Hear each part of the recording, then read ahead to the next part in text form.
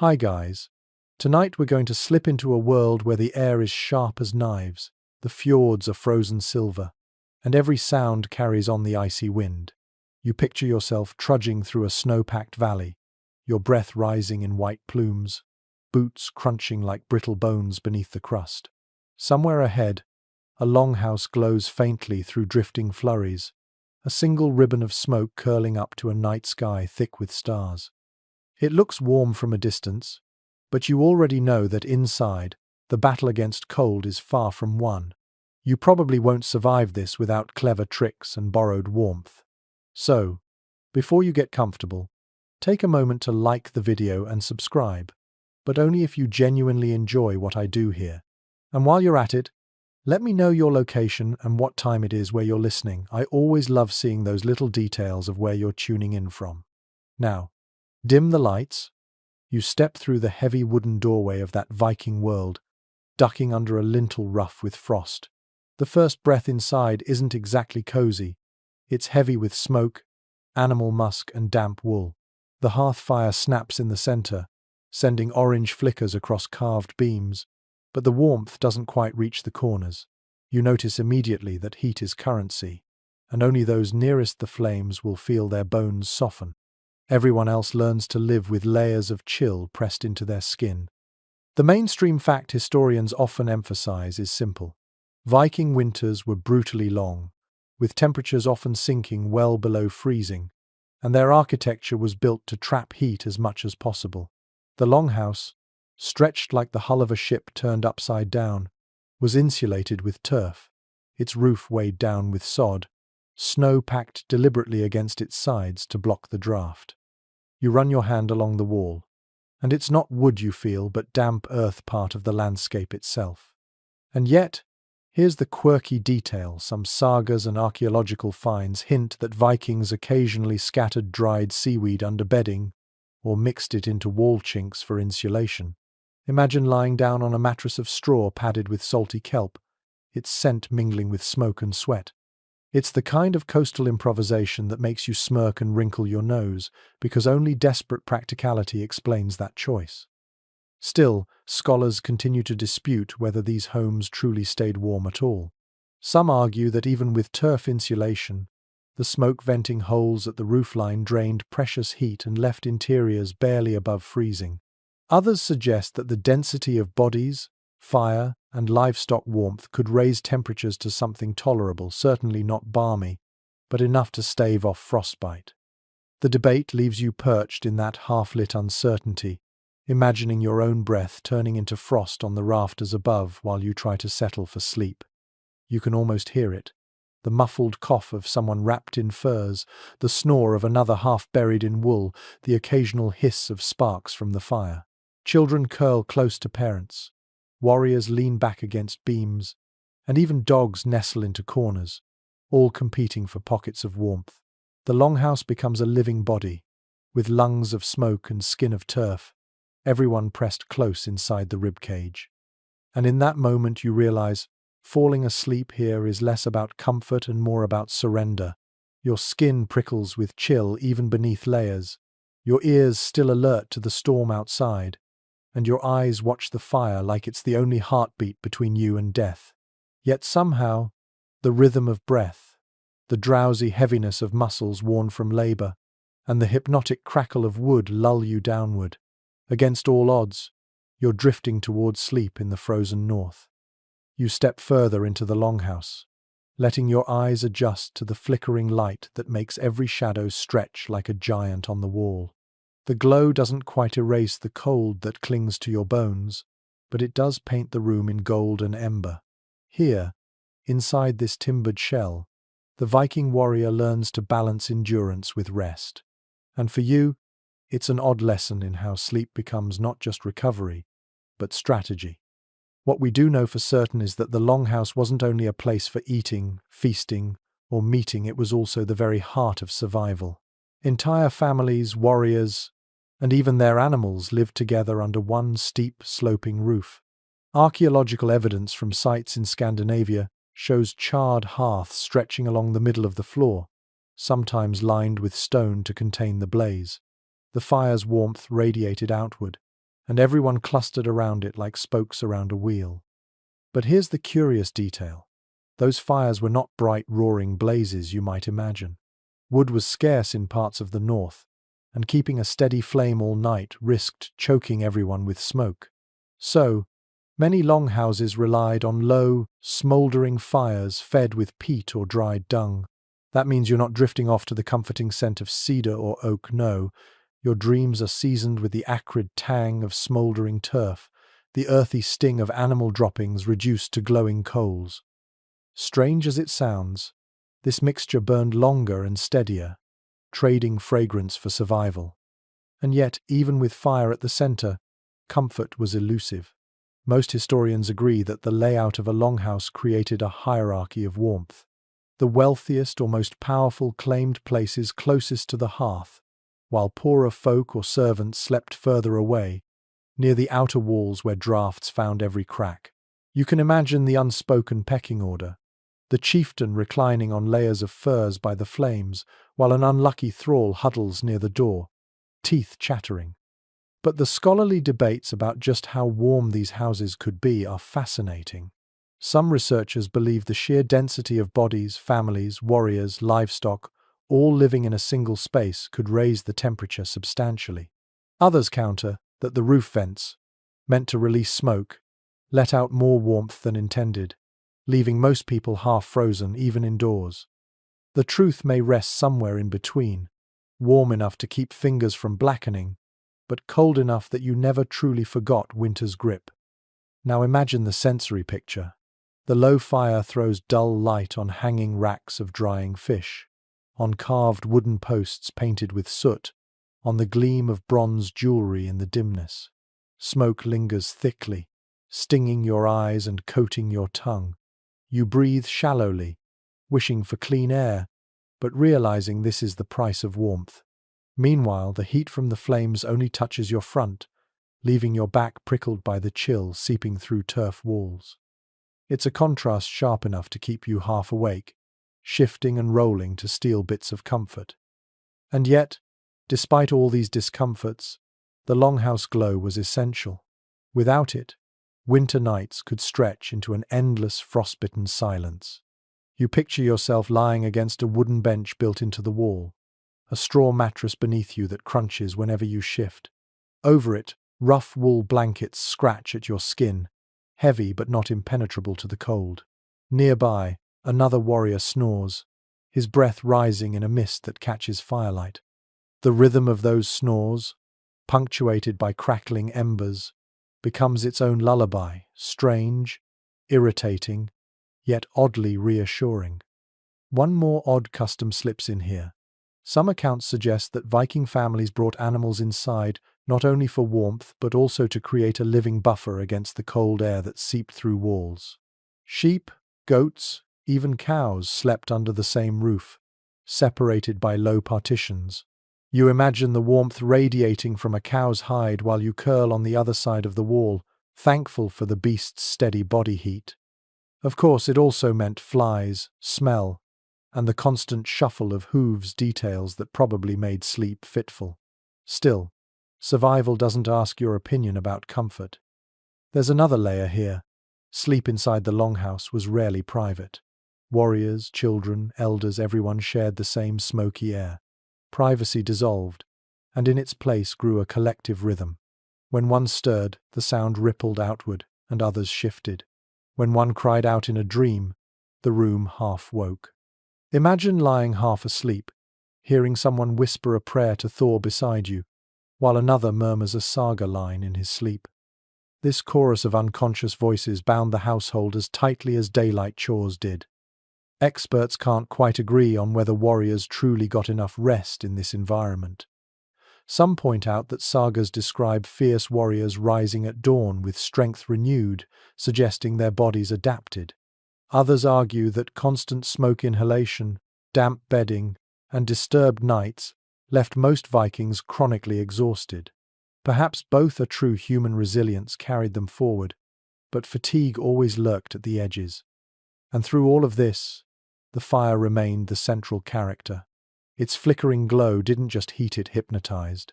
You picture yourself staring into the embers, watching them shift from orange to red to dull black. The warmth touches your eyelids. The glow imprints against your vision. Outside, wind claws at the walls. Wolves howl across frozen fields, and the dark presses down. Inside, the hearth hums softly. Smoke spirals, and you finally feel yourself drifting, even as the cold nibbles your toes. That is the glow of the longhouse. Imperfect, smoky, suffocating at times, but the fragile barrier between life and the endless winter night. It's not comfort in the way you know it, but it is survival disguised as rest. And as your breathing slows, you realize sleep here is less about softness and more about solidarity. You sleep because everyone else sleeps, because the fire burns, because together bodies warm the hall just enough. You lie down now, imagining the texture of what passes for a Viking bed. The floor beneath you is firm, unforgiving, and strewn with rushes that are replaced only when they rot or reek too strongly. If you are fortunate or ranked high enough, you claim a raised bench running along the wall, with wooden planks wide enough for a body to sprawl. Upon this crude platform is heaped straw, sometimes hay, and sometimes whatever stuffing could be scavenged before the winter tightened its grip. Most historians agree on one basic truth. Bedding materials were simple, practical, and rarely luxurious. Straw-filled mattresses were standard, and they were often stuffed into sacks of rough linen or wool. The wealthier you were, the finer your sack might be, with the upper crust sometimes layering furs or feathers on top. But for the majority, it was straw on wood, covered by a blanket of wool. The straw rustled with every movement, scratching bare skin and sending the occasional bug crawling along your arm. Here's an odd little detail that surfaces in some accounts.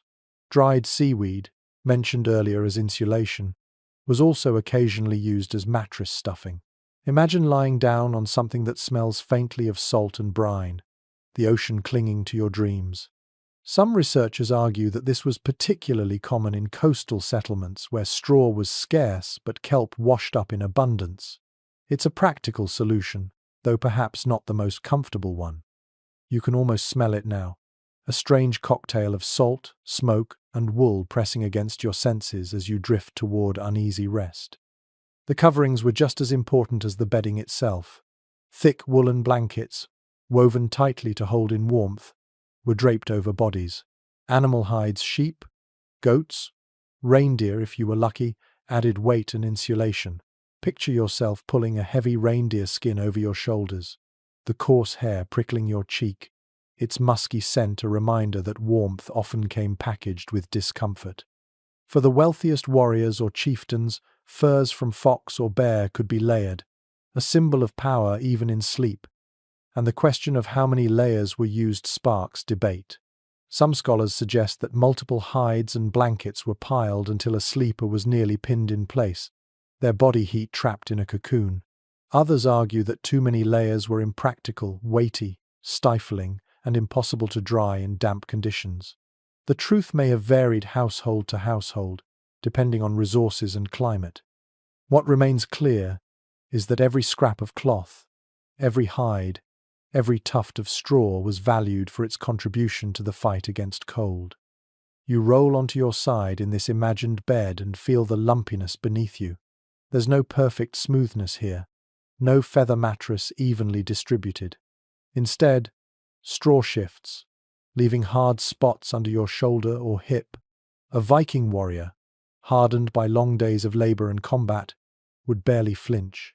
You, though, would probably find yourself wriggling endlessly, searching for comfort that never arrives. One small but curious custom also lingers in the archaeological record. Some beds were lined with moss or dried leaves as an additional layer between straw and sleeper. Moss, soft when dried properly, acted as padding and insulation, though it had to be replaced often. Imagine lying on a bed that smells like a forest floor, earthy and slightly damp, a reminder of summer even in midwinter. And let's not forget the cold drafts. No matter how thick the walls of turf or wood, the edges of the longhouse allowed air to creep in. You'd tug your blanket higher, curling knees to chest, your breath fogging against wool. The sensation of icy air against the tip of your nose was probably common, a detail never captured in sagas but impossible to ignore in daily life. Experts can't quite agree on whether bedding was shared or strictly individual. Some argue that families pooled blankets and furs, sleeping in huddled groups to conserve warmth. Others insist that warriors maintained their own small spaces, even in communal halls, preserving a shred of privacy and order. Either way, you imagine the closeness, elbows brushing, blankets overlapping, body heat mingling. For better or worse, solitude was rare, and warmth demanded cooperation. Now picture the sounds of this scene. The creak of wood as someone shifts on a bench, the crunch of straw when a warrior rolls onto his side, the muffled cough of a child, the groan of an elder, the rustle of blankets being pulled tighter. Layer upon layer of domestic noise builds into a steady hum, like a primitive white noise machine. You might find it soothing, or, if you're restless, you'd grit your teeth at every twitch and sigh. And then there's the smell. Not just smoke and seaweed, but wool damp with sweat, hides still carrying the odor of animals, and straw slowly turning musty. To modern senses, it would be overwhelming. Yet to Viking warriors, this was home, every scent tied to survival, every texture, a reminder that sleep was a gift, not a guarantee. Something unexpected slips into this scene. Occasionally, sagas describe bedding as gifts or heirlooms, especially when woven with intricate patterns. A blanket could carry meaning, representing not just warmth but status, lineage, or affection. So imagine pulling a woolen blanket over your shoulders, knowing it was woven by your grandmother, its design telling a story of family that reaches back generations. Sleep here was wrapped in both history and necessity. Archaeological digs in Iceland and Norway reveal fragments of bedding textiles, coarse but tightly woven, some dyed with natural pigments. The survival of these scraps across centuries tells us that even humble bedding mattered enough to be repaired, patched, and preserved. You can almost see the needlework in dim firelight, a woman darning a blanket late into the night while others sleep nearby, ensuring the household would not shiver when the next snowstorm arrived. No consensus has been reached about whether featherbeds were common beyond the elite. Some historians insist they were luxuries reserved for nobles, citing sagas that describe soft, down-filled pillows as prized possessions. Others argue that even modest households might keep geese or ducks, plucking feathers over time to create a softer layer. Either way, the image of a Viking warrior sinking into a feather bed after battle is less likely than him collapsing onto straw, his head cushioned by nothing more than bundled cloth. You close your eyes in this imagined bed, layers pulled high, straw crunching beneath, smoke curling above. The fire at the center of the hall hisses faintly, shadows shift, and the cold never entirely disappears. Still, exhaustion weighs on your limbs, dragging you into uneasy dreams. Sleep comes not because it is comfortable, but because it is necessary. And as you sink deeper, you realize how profoundly sleep shaped by furs, hides, and rough wool must have defined life in the Viking Age. You stir awake for a moment in the darkness, noticing how the room is never entirely still. A cough rattles from one corner, the shuffle of straw rises as someone turns over, and then a hushed murmur breaks through, a voice checking in with another, asking softly if it's their turn. You realize now that not everyone inside the longhouse is asleep at the same time. Sleep comes in shifts, parceled out like shared rations, because danger does not wait politely for dawn. Most experts agree that Viking communities rarely allowed the entire household to drift into slumber all at once. Someone always kept an ear open for raiders, wandering animals, or even the spark that could leap from fire to straw. In households where warriors gathered, a rotation of half-sleep was as natural as breathing. One pair might doze lightly, while another kept watch by the door, trading places when the hours crawled past. And here's an odd little wrinkle that emerges from both saga descriptions and practical necessity. Warriors sometimes napped upright against the central posts of the hall. Imagine dozing with your back to a carved wooden pillar sword or axe across your lap, eyes drooping yet never fully closed.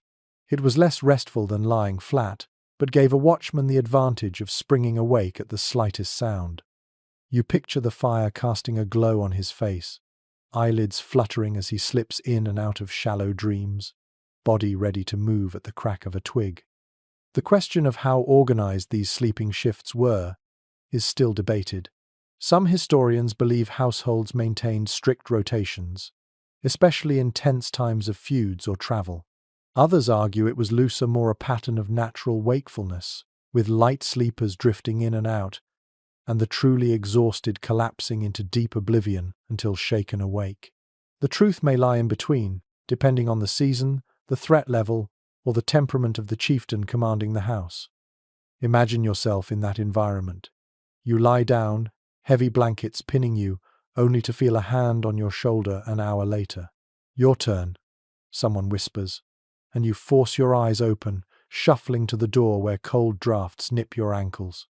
You sit, half shivering, half watching, staring at a slit in the timber that shows only black night and blowing snow. Behind you, the steady rise and fall of breathing reminds you that you guard not just a building but lives. There's a curious little piece of lore that adds to this picture. Sagas sometimes describe warriors as sleeping with one eye open, a phrase that might have been more literal than poetic.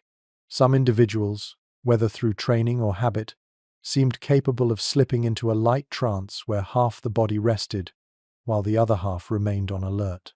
It's an eerie image, faces slack in half-sleep, yet senses still tuned to every creak of the longhouse timbers. And the watch by the door was no easy duty. You can almost feel the icy air licking at your skin, seeping through the cracks of the wood. Every gust rattles the frame. Every howl of the wind blends with what might or might not be wolves outside. You pull your cloak tighter, fingers numb, shifting from foot to keep awake.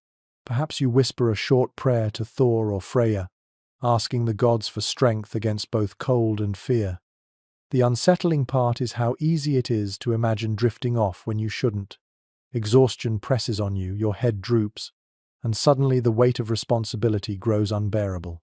You think of how many raids succeeded not because the defenders were weak, but because their watchmen were asleep.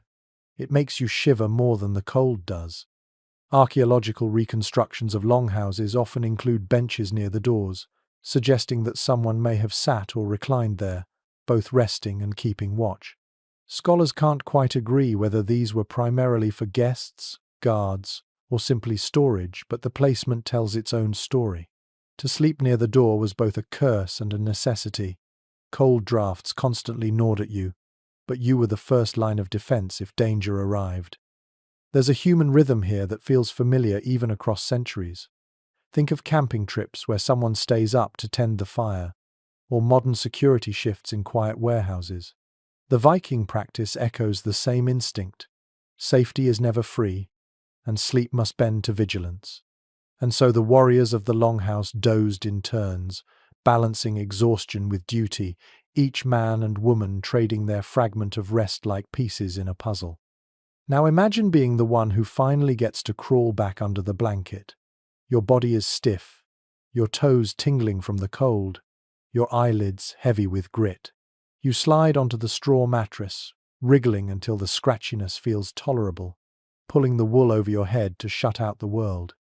Around you, others shift to take your place, one stumbling toward the doorway, another leaning against the post.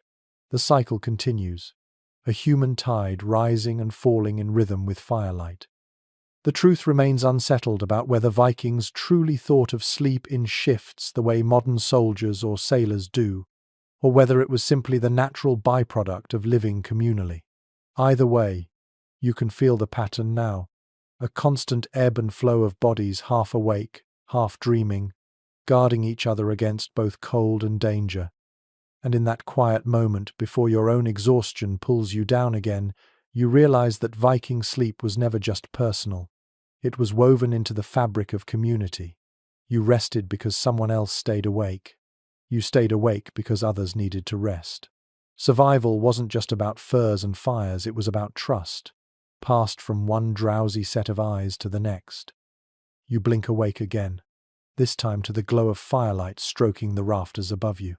The hearth burns in the center of the longhouse, its low flame glowing red-orange, like the pulse of a giant's heart keeping the household alive. Your gaze drifts toward it, and you realize that everything in this hall, warmth, food, safety, even sleep, revolves around that single patch of fire. Archaeological evidence confirms that Viking hearths weren't just for cooking. They were designed as the literal center of the house, running lengthwise down the hall in a long trench lined with stone. The flames crackled steadily, warming the air and drying damp clothing hung overhead. Without this core of heat, the longhouse would have been nothing but a box of timber and turf slowly filling with frost. But here's a strange little twist that rarely comes up in glossy retellings. Those central fires were often smoky, unpredictable, and occasionally dangerous. Peat fires could smolder and cough out thick plumes, filling the hall until eyes burned and lungs ached, and sparks tiny but treacherous might leap onto straw bedding if no one was careful. So while the hearth was a protector, it was also a fickle companion that demanded constant attention. Most scholars agree that managing this fire was a nightly ritual. Someone tended it at intervals, feeding it carefully so that it didn't die out but also didn't erupt too fiercely. There's a rhythm to this image, a weary figure padding across the hall in the small hours, cloak wrapped around shoulders, bending low to place another chunk of turf or log on the embers. The fire hisses, flares briefly, then settles, throwing new shadows across the walls. And the fire had a symbolic side too. In Viking belief, flame carried sacred weight, tied to the gods and to the continuity of the household. A hearth kept alive through winter was proof of divine favor and family strength. Extinguishing it accidentally was considered an ill omen, a sign that fate itself had turned its back on the family. So imagine lying in the dim glow, every crackle in the coals both comforting and charged with meaning. Of course, not all historians are convinced the hearth brought comfort. Some argue that its warmth barely reached more than a few paces, leaving most sleepers in the longhouse half-frozen regardless. Others suggest the combination of smoke, poor ventilation, and the constant tending of embers made rest shallow and uneasy. You're left imagining yourself rolling over, one side of your body tingling from the heat while the other stiffens with cold. And then there are the sounds. The steady hiss of peat, the occasional pop of resin in firewood, the soft flutter of sparks rising. You might even hear the whisper of air as smoke snakes upward toward the vent hole in the roof. It's not silence, it's a constant backdrop of fire's breathing, as though the house itself inhales and exhales while you sleep. Odd little practices grew up around this necessity. Some households banked the fire before bed, piling turf over the embers to keep them smouldering until morning. Others left a pot of stew or porridge near the edge, letting it cook slowly through the night, so breakfast was ready at dawn. Imagine waking to the mingled smell of smoke and bubbling oats, a reward for enduring the long hours of cold. And in the darker corners of folklore, fire was thought to guard against spirits that roamed the night. A glowing hearth frightened away trolls or droga, those restless dead that sagas love to whisper about. You picture yourself peering at the shadows beyond the firelight, wondering if something lurks just outside its circle, kept at bay by nothing more than a few stubborn flames. The truth is that this hearth was more than survival. It was psychology. In the endless blackness of northern winters, a flame reassured. It gave your eyes something to rest on, your mind something steady to cling to. You can almost feel it now, eyelids drooping as you watch the embers pulse, the hypnotic rhythm tugging you towards sleep. But there's another side. The constant need to feed the hearth meant sleep was never uninterrupted. Someone had to wake, stir the ashes, add fuel, and guard against sparks. Imagine dozing lightly, only to be nudged awake for your turn with the poker. You shuffle forward, hair tousled, blanket trailing, the chill biting at your ankles.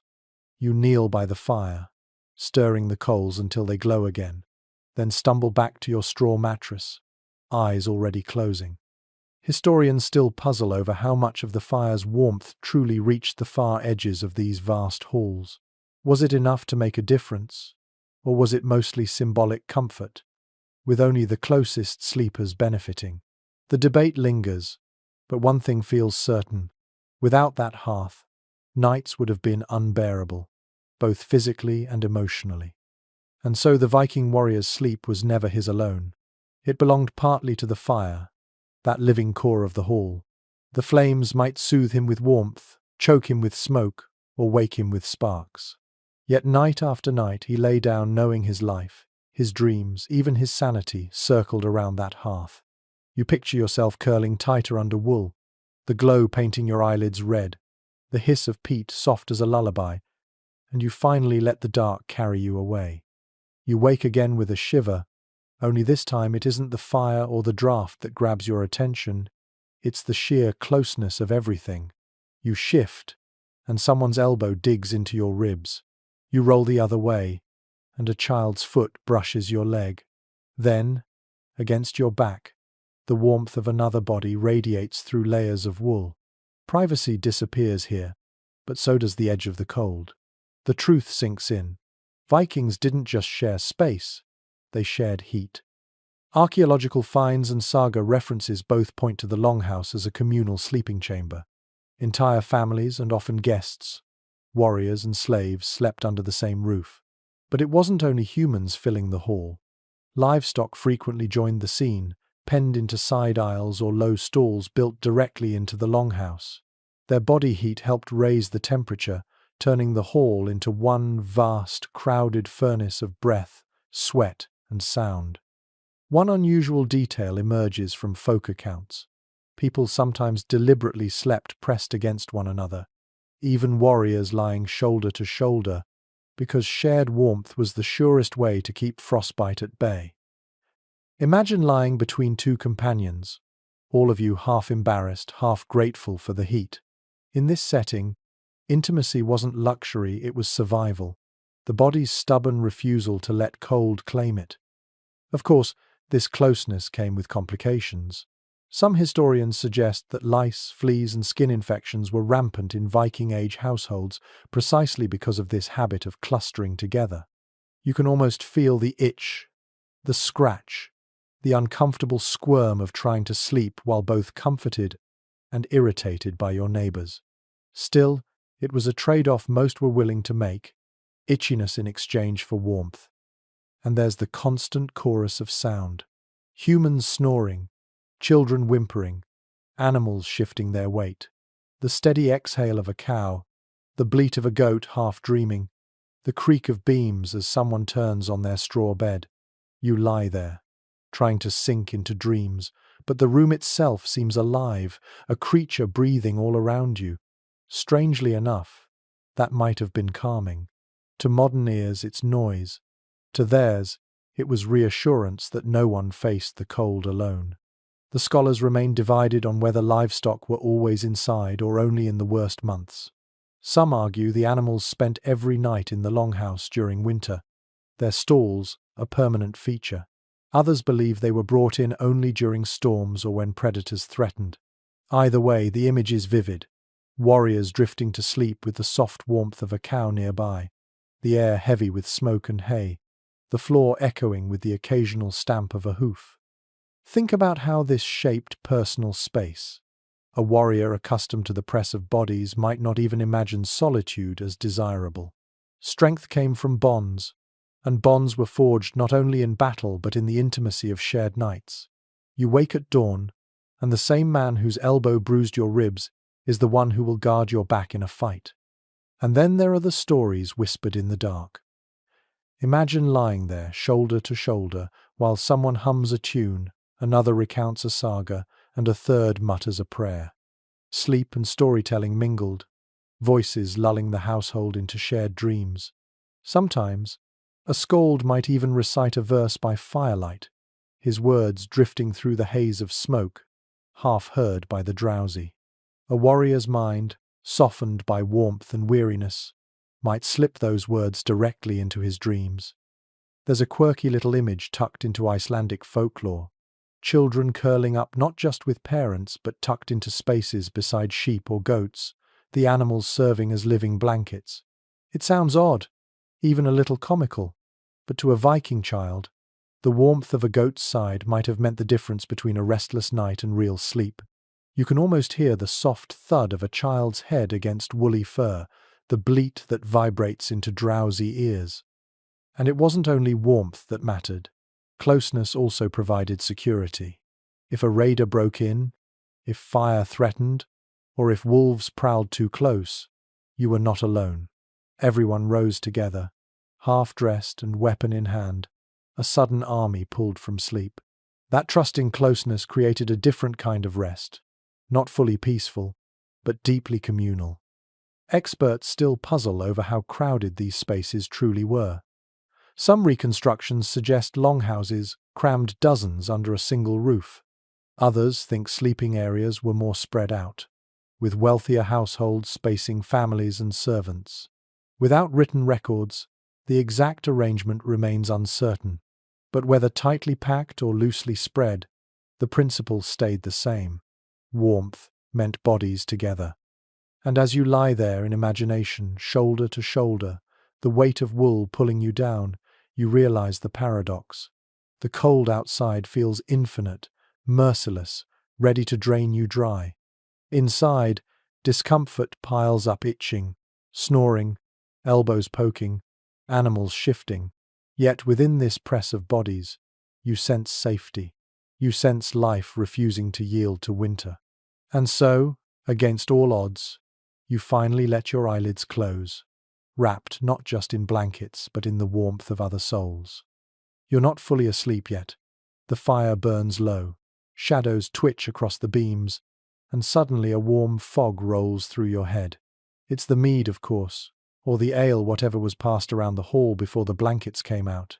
Vikings drank heavily in their feasts, but even on ordinary nights, a mug of warm ale was sometimes the last act before surrendering to slumber. You feel the weight of it now, a dull warmth spreading through your chest, eyelids heavier, thoughts muddled into dreamlike fragments. It's widely accepted that alcohol shaped how warriors slept. Archaeological finds confirm the brewing of barley-based ale, honey-rich mead, and even imported wines for those wealthy enough to afford them. Drinking wasn't just celebration. It was nourishment, a calorie boost in the cold months, and, intentionally or not, a shortcut to sleep. After all, what better way to forget a freezing draft at your back than to stumble into a haze of alcohol? But here's the curious detail. Viking ale was not the crystal-clear lager you might picture today. It was cloudy, chunky, and often flavored with herbs like juniper, bog myrtle, or yarrow. Imagine gulping down a heavy, almost porridge-like drink that tasted of both earth and bitterness. Not exactly a fine wine pairing, but effective if your goal was drowsiness. Some sagas even hint at warriors collapsing mid-conversation, slipping into snores before the mug left their hand. Experts remain divided on how much drinking was tied to everyday rest. Some argue mead and ale were reserved mostly for gatherings, not nightly routine. Others suggest even modest households brewed weak ales for daily consumption, safer than water and calming before bed. The evidence is patchy, leaving us to imagine both scenarios: the quiet glow of nightly ale in a humble longhouse, or the louder roar of drinking songs before a festival's collective collapse into straw beds. The sensory details here are rich. Picture the smell of fermenting grain seeping from wooden vats, the sticky sweetness of spilled mead clinging to woolen cloaks, the heavy air of a hall where half the sleepers carry the tang of drink on their breath. You curl beneath your blanket, the warmth of alcohol mingling with the warmth of bodies, the sounds around you softening into one great blur. Sleep slips in faster, but it isn't deep. The kind of slumber brewed by ale is restless, fractured, full of half-formed dreams and sudden wakefulness. And here's an unexpected twist from folklore. Some herbs used in brewing were mildly hallucinogenic. Yarrow and henbane, when brewed into drinks, could trigger strange visions, especially in those already exhausted. Imagine a warrior waking in the night, convinced he saw Odin's ravens perched in the rafters, only to realize it was the play of firelight on smoke. Such visions made their way into stories, passed down as omens or warnings, but they may simply have been the side effects of drinking too deeply. Of course, this raises a debate. Did Viking warriors sleep soundly thanks to drink, or did it disrupt their rest with shallow dreams and uneasy awakenings? Some scholars insist alcohol helped them survive the long nights by knocking them out despite the cold. Others argue the dehydration, headaches, and disrupted cycles left them sluggish come morning. The truth likely wavered depending on the brew, the person, and the night. Imagine yourself in that haze now. Your head is heavy on a straw pillow, your limbs loose, your mind caught between wake and sleep. You drift into dreams where the sagas come alive, gods striding across snowy fields, longships sailing under auroras, lost friends calling your name. But then you wake with a start, throat dry, mouth tasting of bitter grain. Around you, others groan and stir, caught in the same cycle of drunken half-sleep. Yet even in its flaws, drink carried comfort. It blurred the edge of hardship, softened the bite of cold, and made the long nights feel shorter. And perhaps, in a hall where survival meant seizing every scrap of relief, that was enough. You close your eyes again, mead warmth still lingering, the crackle of fire steady, the hum of breath around you blending with your own. Sleep isn't perfect, but it comes, and that is all that matters. You blink awake again, though it feels less like waking and more like drifting into a new layer of the same dream. Around you, the longhouse has settled into a hush, but even within that quiet you sense an order, a pattern invisible yet absolute. People do not sleep just anywhere. There's a rhythm to placement, a hierarchy that seeps even into the business of rest. Archaeological reconstructions of Viking longhouses reveal built-in benches or platforms running along the sides of the walls. These served as both seats during the day and sleeping places at night.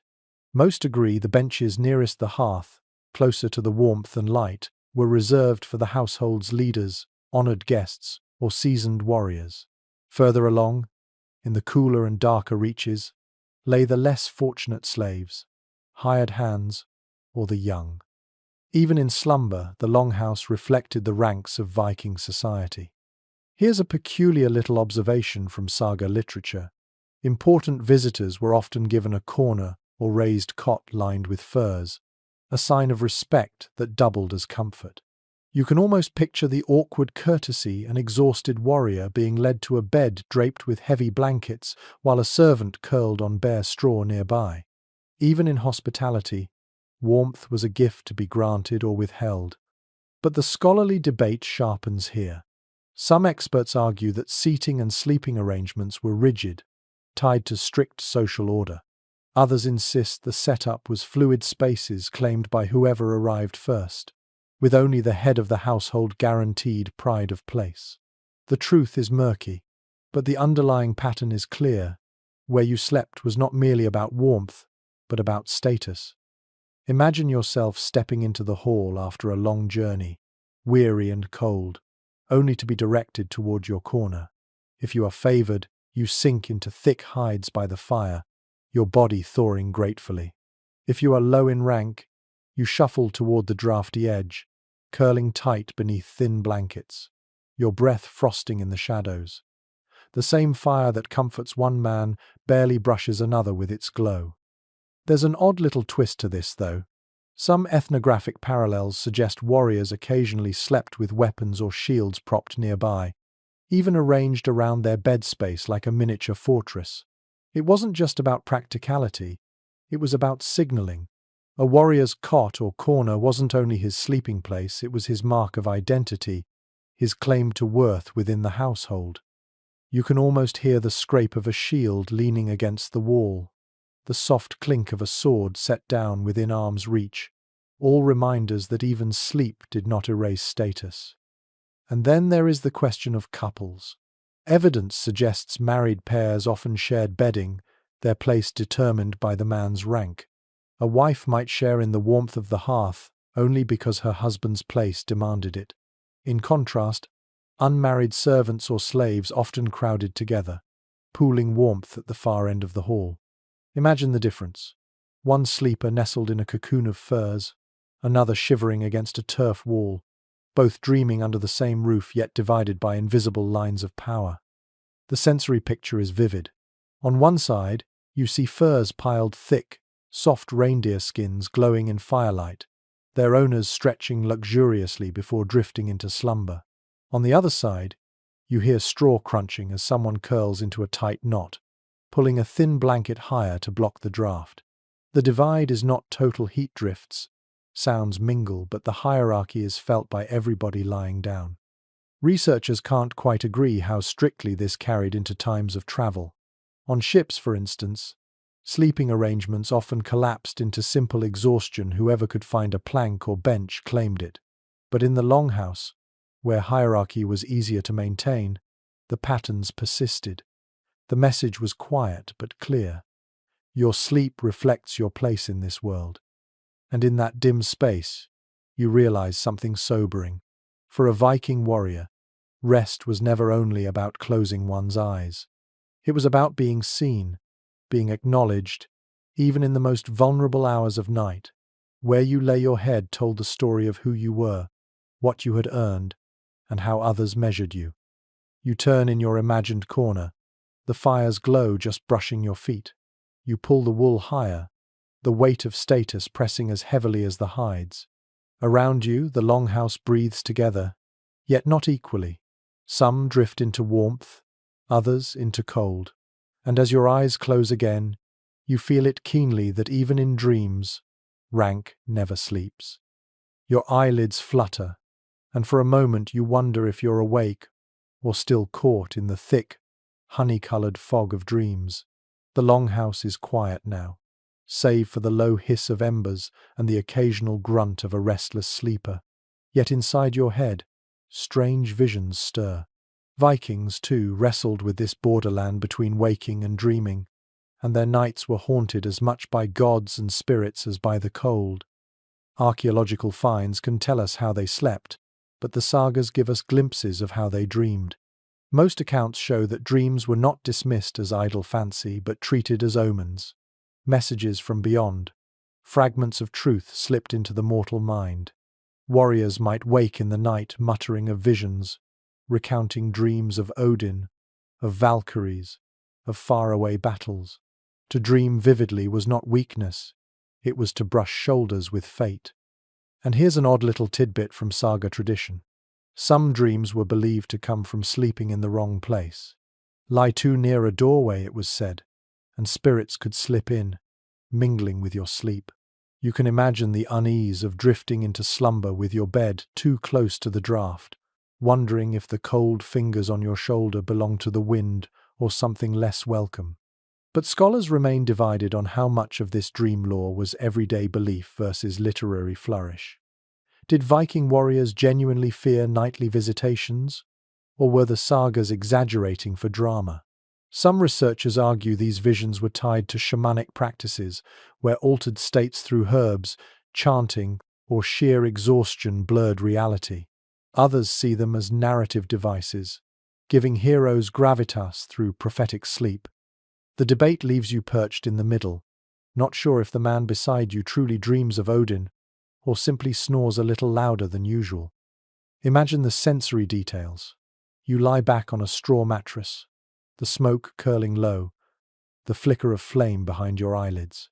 In that glow, shapes form shields rattling, a raven's wing cutting the air, the shimmer of a mead hall somewhere far above.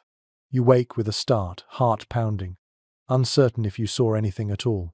Around you, others stir, muttering, perhaps caught in their own restless visions.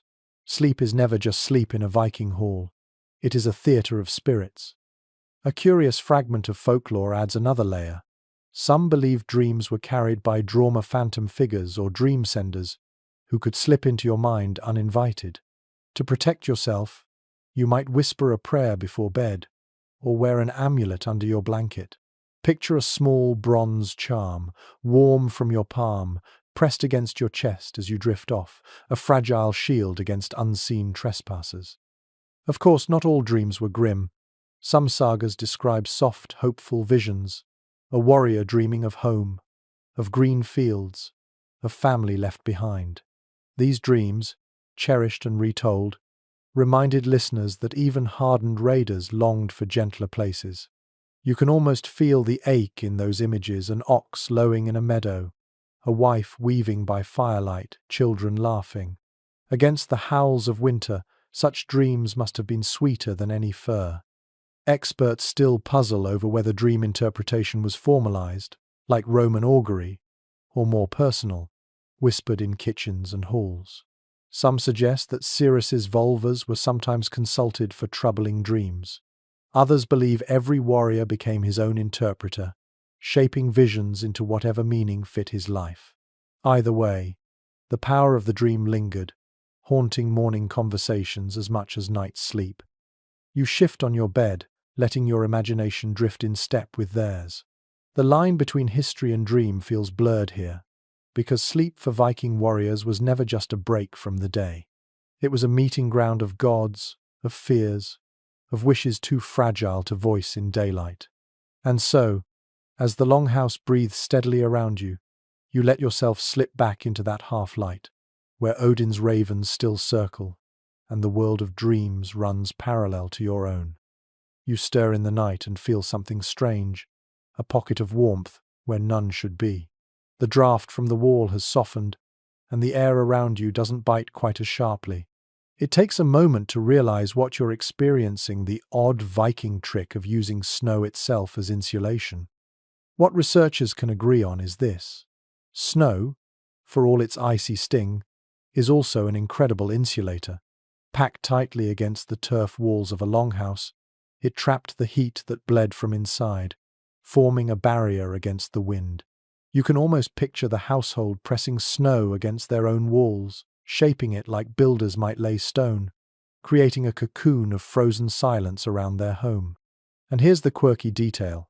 Accounts from later Scandinavian traditions suggest that people sometimes deliberately buried storage huts, or even sleeping shelters under snow, treating the cold as a blanket rather than an enemy. Imagine crawling into a hut covered in white, the outside air biting at your cheeks, only to find the inside strangely still, a muffled quiet where breath rises like steam in the dimness. Snow, paradoxically, could keep you alive. The debate among scholars lingers. Did Vikings intentionally rely on this snowy insulation, or was it merely a fortunate byproduct of their winters? Some argue that sagas exaggerate the cleverness of such practices, while others point to archaeology and modern experiments showing how sod walls with snowpack can raise interior temperatures by crucial degrees. The uncertainty hangs there like the cold itself, never fully banished, always pressing in. Now imagine lying down in that muffled longhouse. Outside, the blizzard screams, but inside, the snow absorbs sound. The usual groan of the timber softens, the whistle of drafts fades, and the air grows almost eerie in its stillness. You pull your blanket closer, aware that silence can be as unnerving as noise. Sleep arrives differently in this cocoon, slower, heavier, as if the whole house itself has sunk into hibernation. The sensory world is vivid: the faint drip where snow begins to melt near the fire, warmed walls, the damp, earthy smell of sod mixed with wool, the occasional hiss when a stray spark lands in moisture. You lie there, hearing less and feeling more, your skin tingling from the strange balance of cold at your nose and warmth beneath your furs. Odd practices crept into this winter logic. Some sources hint at people even carving snow shelters for travelers, much like later igloo traditions, though whether Vikings themselves did this or learned from neighbors remains debated. Picture a weary warrior crawling into a snow-dug hollow, curling into furs, his body heat turning the space into a fragile bubble of survival. By morning, the walls sparkle with frost, a crystalline reminder of the night's embrace. And then there's the question of psychology. To modern minds, the idea of being buried under snow feels claustrophobic, even suffocating. But for someone raised in the north, snow was both threat and ally. It killed crops, but it also preserved food. It buried paths, but it also sheltered walls. You can almost feel that acceptance. The cold is never gone, so why not turn it into a tool? Some experts argue this cleverness with snow gave Vikings a crucial edge in endurance, letting them stretch their survival where others would have frozen. Others counter that too much reliance on such tricks may be myth, stories polished by later generations into heroic resourcefulness. Yet as you lie in this imagined hall, with snow pressed against the walls like a white blanket, the distinction hardly matters. What you feel is not history's certainty but survival's ingenuity. You roll onto your side, pressing closer to the warmth of your furs. The silence deepens. The snow smothers even the howl of wolves outside. For once, you are not kept awake by noise or draught, but lulled by stillness. A quiet so complete it feels like the earth itself has wrapped you up. Sleep steals over you slowly, like frost creeping across a window pane. Inevitable, gentle, and absolute. You wake with a start, heart pounding, and realize it wasn't the cold that disturbed you this time. It was the soft, steady footsteps near the door. In the longhouse, sleep was always fragile, because someone had to stay awake. Vikings lived with the constant knowledge that raids could come without warning, or that wolves prowled just beyond the walls. And so, even as most drifted into uneasy slumber, a watcher remained stationed near the entrance. Archaeological reconstructions often place benches or small platforms by the longhouse door, not just for convenience, but for those who stood or sat guard. It makes sense. The door was the weakest point, both drafty and vulnerable to intruders. The man who drew the short straw to guard that post might spend hours blinking in the dark, cloak pulled tight, spear in hand, ears tuned for danger. Odd little references in sagas describe the door sleeper, a servant or young warrior tasked with lying close to the threshold. His job was half sleep, half vigil, close enough to the cold that his bones ached, but alert enough to rouse the hall if trouble arrived. Imagine trying to rest with the icy draft clawing at your face, every creak of timber convincing you an enemy lurks just beyond. Scholars are divided over whether this duty was constant or situational. Some believe watchmen rotated every night, especially during feuds or travel, ensuring the household was never fully vulnerable. Others suggest it happened mainly in unsettled times, with ordinary nights spent more peacefully. The truth may be somewhere in the middle, shaped by the mood of the season, the strength of alliances, and the lingering unease of rumor. For the man at the door, sleep came in fragments. He might lean back against the frame, eyes drooping, then jerk awake at the howl of wind or the crack of ice. You can almost feel his exhaustion, limbs heavy, stomach still half empty, the minutes crawling by. He is guardian, but also prisoner of the night's longest hours. And yet, there was a comfort in this vigilance. Knowing someone kept watch allowed the others to surrender to rest. Parents could let children drift into dreams, warriors could unclench their fists, elders could snore undisturbed because a lone figure kept the darkness at bay. Sleep in the Viking hall was communal, but also tiered. One man's wakefulness bought another's dreams. The sensory details sharpen when you imagine yourself in that post, your toes numb against frozen earth, smoke stinging your eyes as it curls toward the vent. Every gust rattling the timbers makes you flinch. Perhaps you clutch a talisman for protection, or whisper a quiet prayer to Thor, begging for dawn. The longhouse behind you breathes in unison, yet you remain on the threshold, a human hinge between safety and chaos. Curious little practices add depth here. Some sagas hint that watchmen occasionally sang softly or muttered verses to stay awake, snatches of poetry or hymns whispered into the dark. Picture a young man repeating lines under his breath, words half prayer, half song, steadying his courage against the blackness pressing on the door. The sound is too faint to wake anyone, but it keeps his own mind from slipping into fear. Historians can't agree whether door watchers were armed heavily or simply relied on their voice to rouse others. Some imagine spears clutched tight, ready for immediate combat. Others argue their role was more alarm than defense, their task to shout and stir the sleepers, not to hold off intruders alone. Whatever the truth, The pressure on such a figure was immense. Now picture the shift of duty. The watcher nudges the next man awake, whispering, "Your turn." The relieved figure crawls back to his straw mattress, pulling wool high over his shoulders, already half asleep. The new watcher takes his place, settling against the door, shivering as the cycle begins again. It's a rhythm as steady as the fire. Wake, watch, sleep, repeat. And you, lying in your own imagined corner, feel both gratitude and pity. Gratitude for the safety his presence grants, pity for the restless hours he endures. You let your breath slow, your mind softening again, knowing that someone else keeps the dark at bay. In Viking nights, rest was never solitary.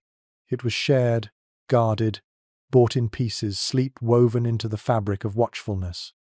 You sink deeper into the blanket, but something rough scratches at your cheek. It isn't straw this time, it's bark. Thin strips woven into fabric that feels stiff and fibrous. You realize you're brushing against one of the odder Viking experiments in keeping warm: textiles made from trees. What archaeologists have uncovered is that Viking households didn't rely solely on wool or hides for their bedding. In regions where resources were scarce, especially at the edges of Scandinavia, they sometimes worked with bast fibers, strips of inner tree bark, often from linden or willow. These fibers, once softened, could be twisted into cord, woven into mats, or even layered as a kind of primitive blanket. You can imagine lying under such a cover, heavy, scratchy, but surprisingly good at blocking the chill. One curious little fact about bast textiles is their durability. They resisted rot better than some plant fibers, meaning blankets or mats of beaten bark might last longer in damp conditions than wool. Imagine the practicality: your bedding doesn't mold when the snow melts and the hall floor turns to mud, but the trade-off is comfort. Bark against bare skin is coarse, prickly, enough to make you shift endlessly as you try to find a softer spot. Scholars remain divided on how widespread these textiles truly were. Some argue bast was mostly for ropes and work clothes, not bedding, while others point to fragments found in burial sites that suggest it played a role in daily sleep. Perhaps it was a poor man's blanket, pressed into service when wool was too valuable to spare. Perhaps, too, it was layered under hides, providing insulation without touching skin directly. The evidence is fragmentary, leaving us with more questions than answers.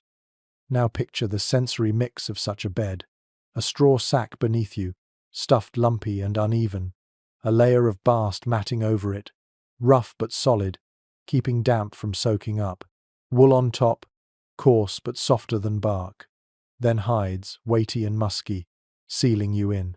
It's a sandwich of materials, each imperfect, each uncomfortable in its own way, but together forming a cocoon strong enough to keep you alive through the night. And then there's the sound. Bast mats creak when you roll over, fibers grinding against one another.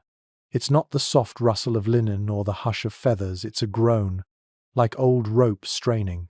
Add that to the chorus of snores, coughs, and shifting hooves, and you can see why Viking rest was often more survival than relaxation. Yet there's also a certain ingenuity to it. You can almost respect the resourcefulness of a people who looked at a tree and thought, not just wood for fire, not just leaves for fodder, but bark for bedding. It's an odd thought that the very forests that chilled them with icy winds also gave them tools to fight that same cold.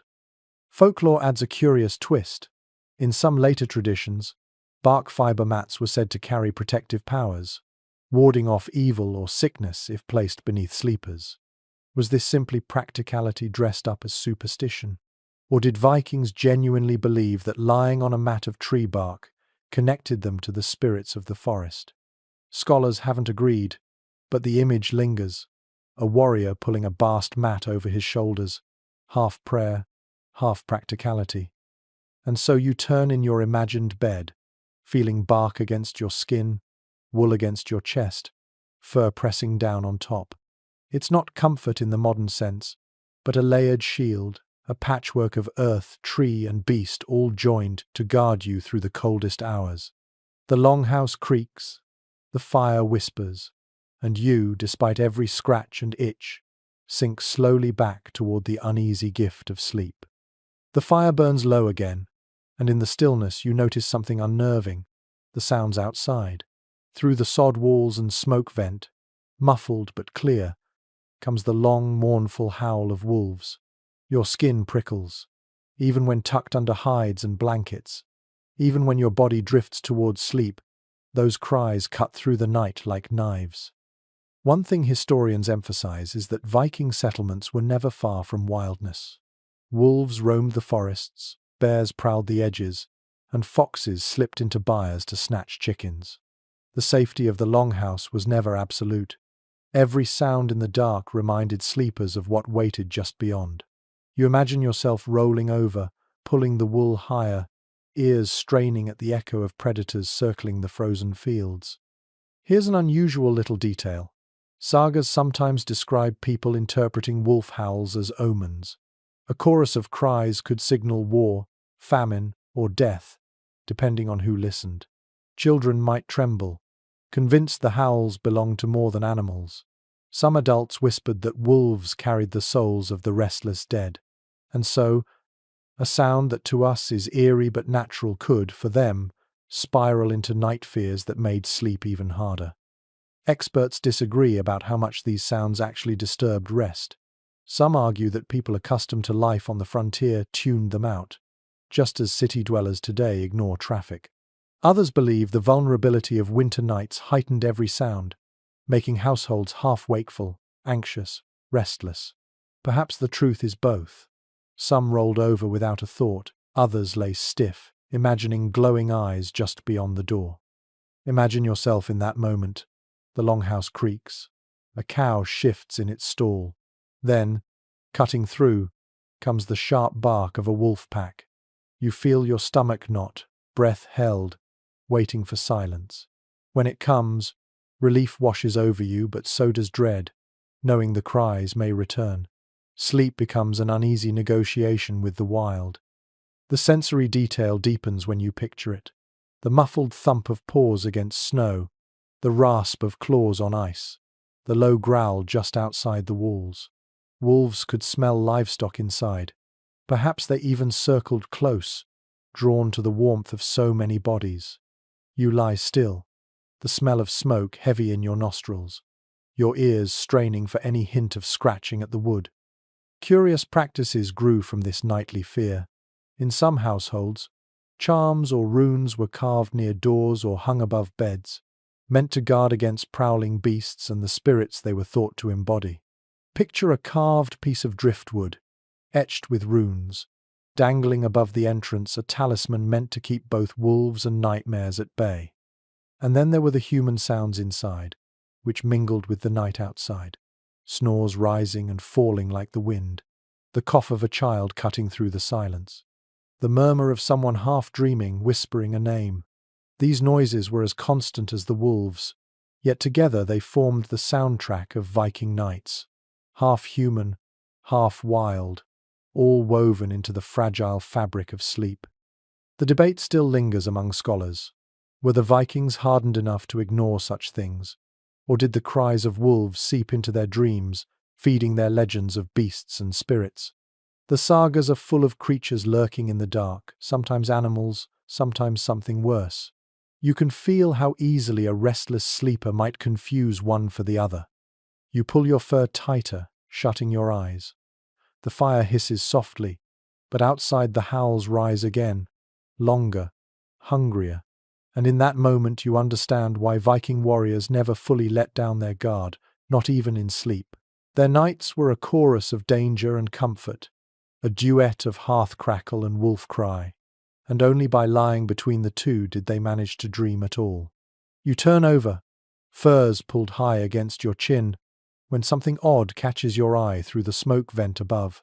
A flicker not from the hearth, not from lightning, but from somewhere out beyond the roof. You blink, half convinced you've dreamed it, but there it is again. A wavering light that dances across the horizon, greenish, yellow, then gone. Out in the Viking night, strange glows were more than natural quirks. They were omens, mysteries, and sometimes terrors that pried eyes open when sleep should have taken hold. Archaeological knowledge can only hint at what Vikings thought about these lights, but saga accounts describe Eldratha phantom fires, ghostly flames seen in marshes or over water. Today, we'd call it marsh gas or bioluminescence, but in their world it was a whisper from beyond. Imagine lying awake on your straw bedding, smoke stinging your eyes, while outside a pale fire hovers over frozen bogs. Would you close your eyes and dismiss it, or stare wide, wondering if restless spirits had come calling? And here's a curious little twist. Some believed these phantom fires were connected to the souls of the dead, wandering between worlds. Others thought they were signs from the gods, warnings of storms, famine, or battles yet to come. The eerie part is how ordinary such experiences must have been. In long, dark winters, with your eyes adjusted to blackness, even the faintest glow outside would feel uncanny. You can almost hear the whispers ripple through the longhouse. Did you see it? Whose fate does it mark? The scholarly debates here are lively. Some argue that these lights inspired tales of Draugr, the undead spirits said to rise from burial mounds and haunt the living. Others see them as precursors to Northern Lights mythology, a phenomenon that Vikings certainly witnessed and wove into their cosmology. The aurora borealis might have been a Valkyrie's cloak, or sparks flying from the shields of gods in battle. Yet others claim these interpretations are layered in later, that the Vikings themselves left the lights unexplained, mysteries too vast to pin down. Imagine the sensory tension of such a night. Inside, the hearth glows faint, embers whispering, outside wolves howl. And then, across that backdrop, comes a flicker of green fire rolling across the sky. The hall stirs. A child wakes and whimpers. An elder mutters a prayer. A warrior squints at the smoke vent with unease. Even if you wanted to sleep, curiosity and dread keep you half awake, your heart in rhythm with the sky's strange pulse. A peculiar bit of folklore insists that staring too long at phantom lights could draw you toward them, luring you from safety into bog or storm. Picture yourself walking in a trance, chasing a pale flame over ice, only to sink knee-deep in freezing marsh, your body trembling from more than cold. Whether or not this happened, the warning stuck. To see lights at night was to test the boundary between curiosity and peril. And think of the sounds that paired with these visions. A crackling outside that doesn't belong to your hearth. A hiss like steam in the distance. Perhaps it was just ice shifting, or peat gas igniting, but half-asleep minds weren't built for rationalization. You roll on your bedding, clutching your cloak, trying to convince yourself the glow is only trickery of the eyes, yet the image lingers behind your eyelids, bright as flame. The line between natural and supernatural blurs here. To the Viking warrior, who lived in a world brimming with gods and spirits, phantom fires weren't accidents of chemistry, they were messages. Some might see them as blessings, others as curses. A raid planned for dawn could be emboldened or abandoned, depending on whether the night sky burned green. Sleep, therefore, was hostage not just to cold or noise, but to the heavens themselves. Curious habits grew from this unease. Some sagas mention charms recited before sleep when the night sky felt restless. Others hint that warriors deliberately avoided looking at the sky after dark, preferring to keep eyes on the hearth and blankets, refusing to invite visions. Imagine that discipline, turning your face away from the roof vent, clamping your eyelids shut, determined not to see what fate might be spelling in the clouds. And yet, even through fear, beauty must have shimmered. The northern lights, when they spread across the sky in ribbons of green, purple and gold, would have left even hardened raiders breathless. Picture a hall full of warriors slipping outside despite the cold, craning necks to watch the heavens ripple. Awe can quiet fear, and perhaps in those rare moments, dreams came easier, softened by wonder instead of sharpened by dread. Still, experts argue over whether awe or fear dominated. Some believe the lights inspired hope, tied to stories of gods guiding warriors to Valhalla. Others think the association with death and spirits made them an omen, keeping households restless and uneasy. What seems certain is that no one could ignore them. They intruded upon the night, stole into dreams, reshaped the texture of rest itself. So here you are, lying again on your straw and wool, shifting uneasily under hides. The hall around you snores and stirs, but your eyes are glued to that faint glow seeping through the vent. Your breath fogs against the blanket. Your thoughts chase omens in the smoke. Eventually, exhaustion drags you down, but the images follow you. Phantom flames on marshes, Valkyries riding across northern skies, restless spirits drifting through the dark. Sleep is not escape. It is another canvas for the same lights that haunt the night. And as you sink into that uneasy dream, you realize the strangeness of Viking sleep wasn't only the scratch of straw or the weight of wool. It was the world itself, alive and unpredictable, pressing against the walls of the longhouse. Every flicker in the sky was a story, every glow a whisper, every restless light another reason to half wake and wonder what the gods had planned by dawn. You stir again, though this time it isn't the sky that unsettles you. It's the thick air inside the hall, cloying and fragrant with herbs. A woman crouches by the fire, sprinkling dried leaves onto glowing embers. The scent rises sharply sweet, bitter, resinous, and curls through the smoky rafters. You breathe it in despite yourself, and feel a surprising calm creeping into your limbs. Sleep among the Vikings was rarely left to chance. It was coaxed, soothed, and even manipulated with plants, oils, and smoke. Archaeological digs and written sources alike suggest that Vikings were well versed in herb lore. They brewed teas, burned plants, and mixed salves meant to calm nerves or dull pain. What we can say with some certainty is that these remedies doubled as sleep aids in long nights when exhaustion wasn't enough. Chamomile wasn't native, but northern herbs like angelica, yarrow, and valerian root were known. Imagine sipping a warm infusion of valerian, earthy and pungent, then slipping into deeper rest as your eyelids sagged. And here's a curious little custom. Some sagas mention bedding infused with herbs rushes or straw sprinkled with lavender-like plants. Their fragrance meant to repel vermin and relax sleepers. You can almost picture warriors bedding down on straw laced with crushed mint, the sharp scent stinging their noses yet strangely comforting as they drifted off. It's not just sleep, it's protection, both against fleas and against wandering thoughts. The debate among scholars is lively here. Some argue Viking herb lore was practical medicine, grounded in centuries of observation. Others believe much of it was ritual, closer to magic than pharmacology, with charms recited as herbs burned, smoke carrying prayers skyward. The truth, as usual, likely straddles both, plants soothing bodies while their rituals soothed minds. You can almost hear the soft chant as smoke coils, half lullaby, half incantation. Now imagine the sensory atmosphere of such a night. The air, already thick with peat smoke, now swirls with sharp herbal tang.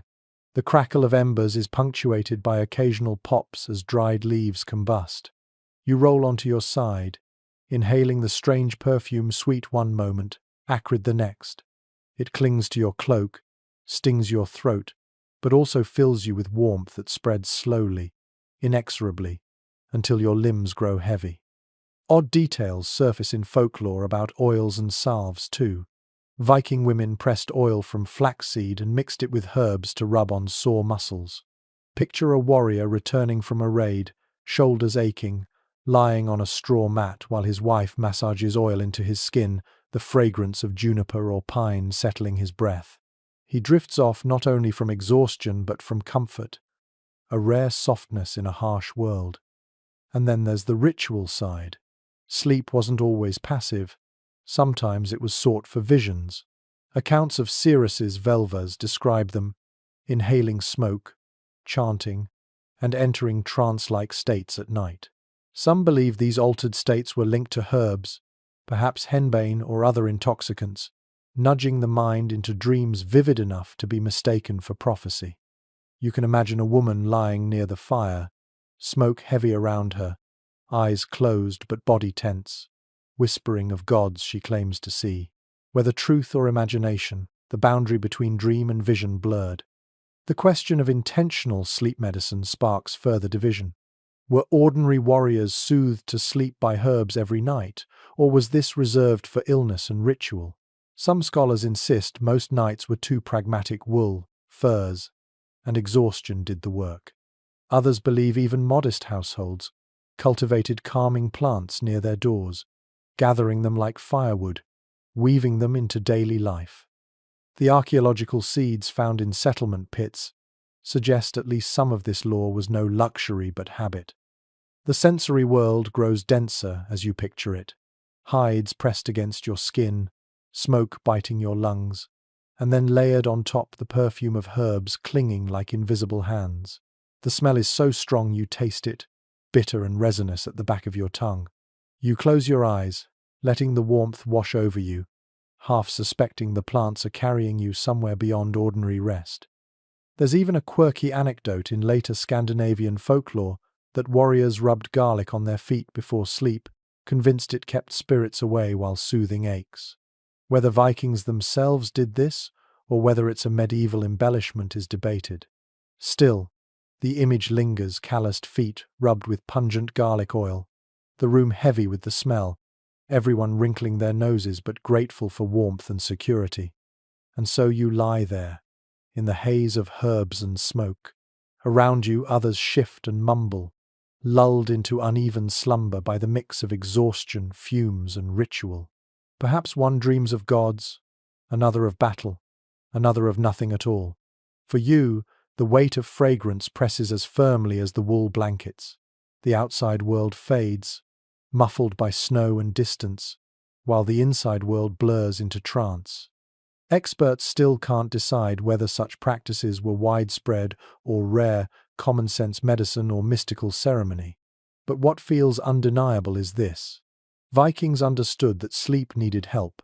It wasn't easy in the bitter cold, with wolves howling, fires smouldering, and raids always possible. And so they turned to the earth, to leaves, roots, oils, and smoke to cradle their bodies and ease their minds. You roll once more, burying your nose in the blanket. The scent of herbs lingers, sharp but soothing. Your breath slows, your muscles release. Outside, the night is cruel and endless, but inside, through a haze of plants and prayers, your eyes finally shut. And as sleep pulls you down, you realize you've joined a ritual as old as humanity, the art of tricking the mind into rest, even in the harshest of worlds. The night drags on, and though the herbal smoke has quieted your mind, another warmth creeps in from a less mystical source. You shift under your blankets and hear it: the slow, heavy exhale of an ox. Then the shuffle of hooves, the swish of a tail, and the low grunt of a cow settling into straw. You remember now, the Vikings didn't sleep apart from their animals, they slept beside them. Archaeological reconstructions of longhouses reveal the telltale layout: the central hearth flanked by human benches and sleeping platforms, and beyond them, partitioned aisles for livestock. Sheep, goats, cows, and sometimes horses, all sheltered under the same roof during winter. This wasn't sentimentality, it was necessity. The animals gave milk, meat, hides, and muscle, and keeping them alive meant keeping them warm. In turn, their body heat raised the temperature of the hall by crucial degrees. It's an odd little detail, but scholars who have stood inside reconstructed turf longhouses swear the difference is striking. With a cow or two inside, the air shifts from biting cold to damp warmth. Not cozy by modern standards, but tolerable. Imagine drifting off to sleep with a reindeer hide pulled over you, the hearth smouldering low, and the faint radiance of animal warmth seeping into the air. Of course, this closeness carried its own discomforts. The smell was strong dung steaming in the corners, the musk of woolly coats, the tang of hay trampled under hooves. You wrinkle your nose just imagining it, but for the Vikings this was normal. The scent of livestock meant life. It meant security. It meant food and clothing when the frost broke. The scholarly debate sharpens here. Did every household always keep animals indoors, or only in the deepest winters? Some argue it was a daily feature of life, others that animals rotated between byres and the longhouse depending on weather. The evidence is mixed. Some longhouse floors show heavy wear from hooves, others less so. Perhaps the truth varied by region, by wealth, by sheer desperation. The sensory details are vivid when you let them in.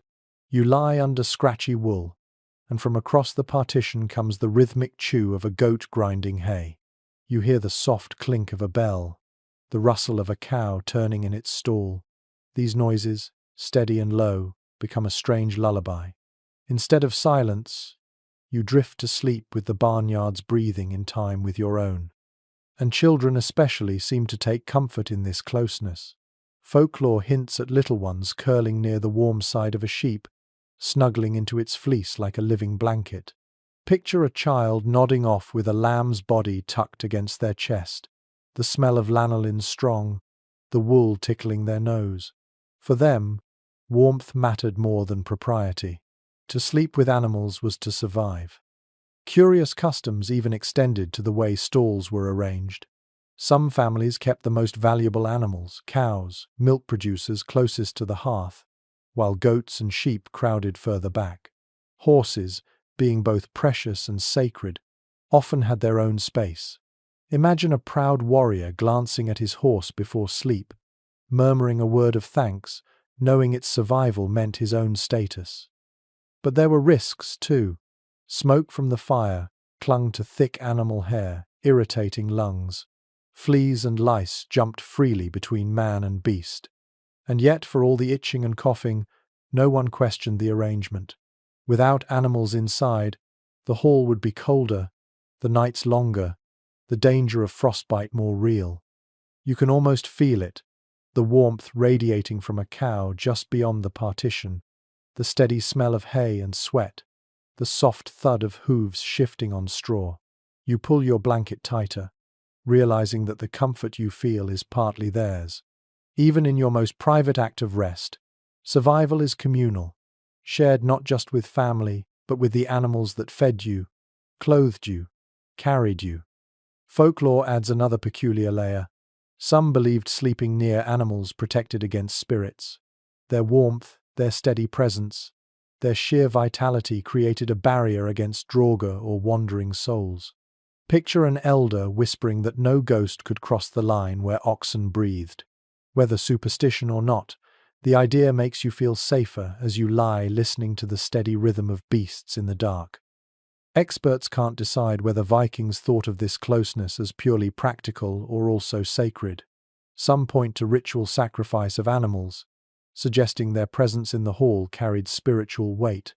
Others insist it was simply convenience, a decision born of necessity. But either way, their presence shaped the texture of every night's rest. And so, you turn once more on your straw bed, furs heavy on your shoulders, fire low at the center, animals breathing on either side. It isn't silence that carries you into dreams, but the mingled chorus of human and beast, the cough of a child, the shuffle of a sheep, the faint snore of a warrior, the hiss of peat. You drift away not into solitude, but into the warm, musky tide of life itself, cradled by the knowledge that every breath around you, man and animal alike, pushes back against the cold. Your body is heavy now, pinned by layers of wool and fur, yet your ears catch another rhythm, softer than coughs, gentler than hooves, not as harsh as wolf howls. Someone is humming. The tune drifts low, threading through the longhouse like smoke. It's not a feast song or a war chant. It's quieter, almost like a lullaby. You realize that even Viking warriors, wrapped in the grit of survival, still turned to music and words to guide themselves and their children into sleep. We know from the sagas and from fragments of verse that music and poetry saturated Viking life.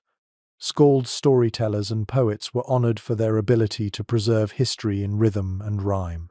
Yet in the intimacy of the longhouse, the songs weren't always about kings and battles. Mothers crooned simple tunes to children, old women whispered charms against nightmares, and sometimes a warrior himself might hum a saga verse, the words steadying him like a shield against the dark. Here's a curious little image. Icelandic lullabies recorded centuries later sometimes warn children about trolls or ghosts, as though fear itself could be tamed by weaving it into song. Imagine lying as a child beside your mother, her voice low. "Sleep, little one, or the droga will come." Oddly enough, the threat isn't meant to terrify but to soothe, because if the danger has been named, it can be kept at bay. You fall asleep not in ignorance of fear but wrapped in a melody that acknowledges it. The scholarly conversation about these songs divides opinion. Some argue lullabies and bedtime sagas were rare, luxuries of peaceful nights. Others insist they were essential, woven into daily rhythm, passed down by necessity as much as by art. Perhaps the truth is both long stretches of silence broken by sudden outbursts of song, each melody a fragile thread against the heavy dark. Imagine the sensory weight of this. You're curled on your side, fur pulled to your chin, when across the hall a voice rises. Maybe it's your mother's, maybe a skald's, maybe even your comrade's. The firelight flickers, shadows dance, and the tune threads between snores, coughs, and animal noises until it hovers in your ear like a whisper. The words themselves might blur, half understood, but the rhythm works its spell. Steady, soft, insistent, carrying you toward rest. Odd little customs pepper this tradition. Some sagas hint at warriors singing to themselves, repeating lines of epic verse as if rhythm alone could guard them through sleep. Others mention skalds reciting stanzas late into the night, their audience drifting in and out of dreams, half listening, half dreaming the words into images. You can almost see it. The hall dim, fire low, a voice weaving images of gods and battles while sleepers murmur, letting the lines seep into their subconscious. And here's the question that scholars still wrestle with. Were these nightly recitations meant as entertainment, ritual, or protection? Did the Vikings genuinely believe words had the power to shield against spirits? Or was it simply the human instinct to soften the dark with story? Either way, the effect was real. In the longhouse, songs blurred the line between waking and dreaming, and words became blankets as essential as hides. Picture too the physicality of these sounds. The melody is not smooth and trained, but rough, raw, human. A woman's voice cracking slightly with exhaustion. A warrior's deep tone rumbling like distant thunder. A child's whisper, repeating the line until sleep takes him mid-sentence. You lie there, wrapped in warmth, listening, your breath slowing to match the rhythm. Another quirky piece of folklore insists that lullabies doubled as work songs, adapted for bedtime. A tune sung while spinning wool might later be whispered by the hearth. The rhythm so ingrained, it calmed as naturally as it once guided hands. That means sleep wasn't an isolated ritual, it grew out of the day's labor. Familiar, grounding. You can almost hear a spindle's rhythm echo in the song that now lulls you to sleep. And then there is the imagery within the sagas themselves. Dreams of gods, heroes, and monsters often feel like the aftertaste of story, as though tales told by fire seeped into dreams. Imagine drifting into slumber after hearing of Thor's hammer cracking against giants, then seeing sparks of lightning flash in your sleep. The saga and the dream merge until you can't tell where one ends and the other begins. Scholars continue to debate whether Viking songs were purely practical or carried deep symbolic meaning. Were they ways to keep children quiet, or did they connect the household to the divine? The ambiguity itself feels fitting, because in the world of the longhouse, every act carried layers, warmth and status, survival and spirit, story and silence. You shift again, fur brushing your cheek, as the lullaby fades.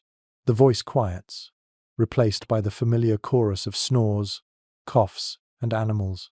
Yet something in the rhythm lingers in your chest. The melody hums in your bones, pulling your eyelids heavy. Sleep comes not as surrender but as collaboration, you and the song meeting halfway, carrying you gently into the realm of dreams. And so you drift once more, realizing that Viking warriors didn't sleep alone, even in their own minds. They carried voices with them into rest songs, sagas, whispered threats of trolls, promises of gods. The hall was never silent. It was full of words, music, and memory, woven together until night itself became one long story. And in that story, you find your rest, nestled between sound and silence. You're deep in the cocoon of furs now, lulled by voices fading into silence, when a faint metallic sound jolts you awake, a soft clink, then the scrape of wood. You turn your head and see the glimmer of steel catching firelight.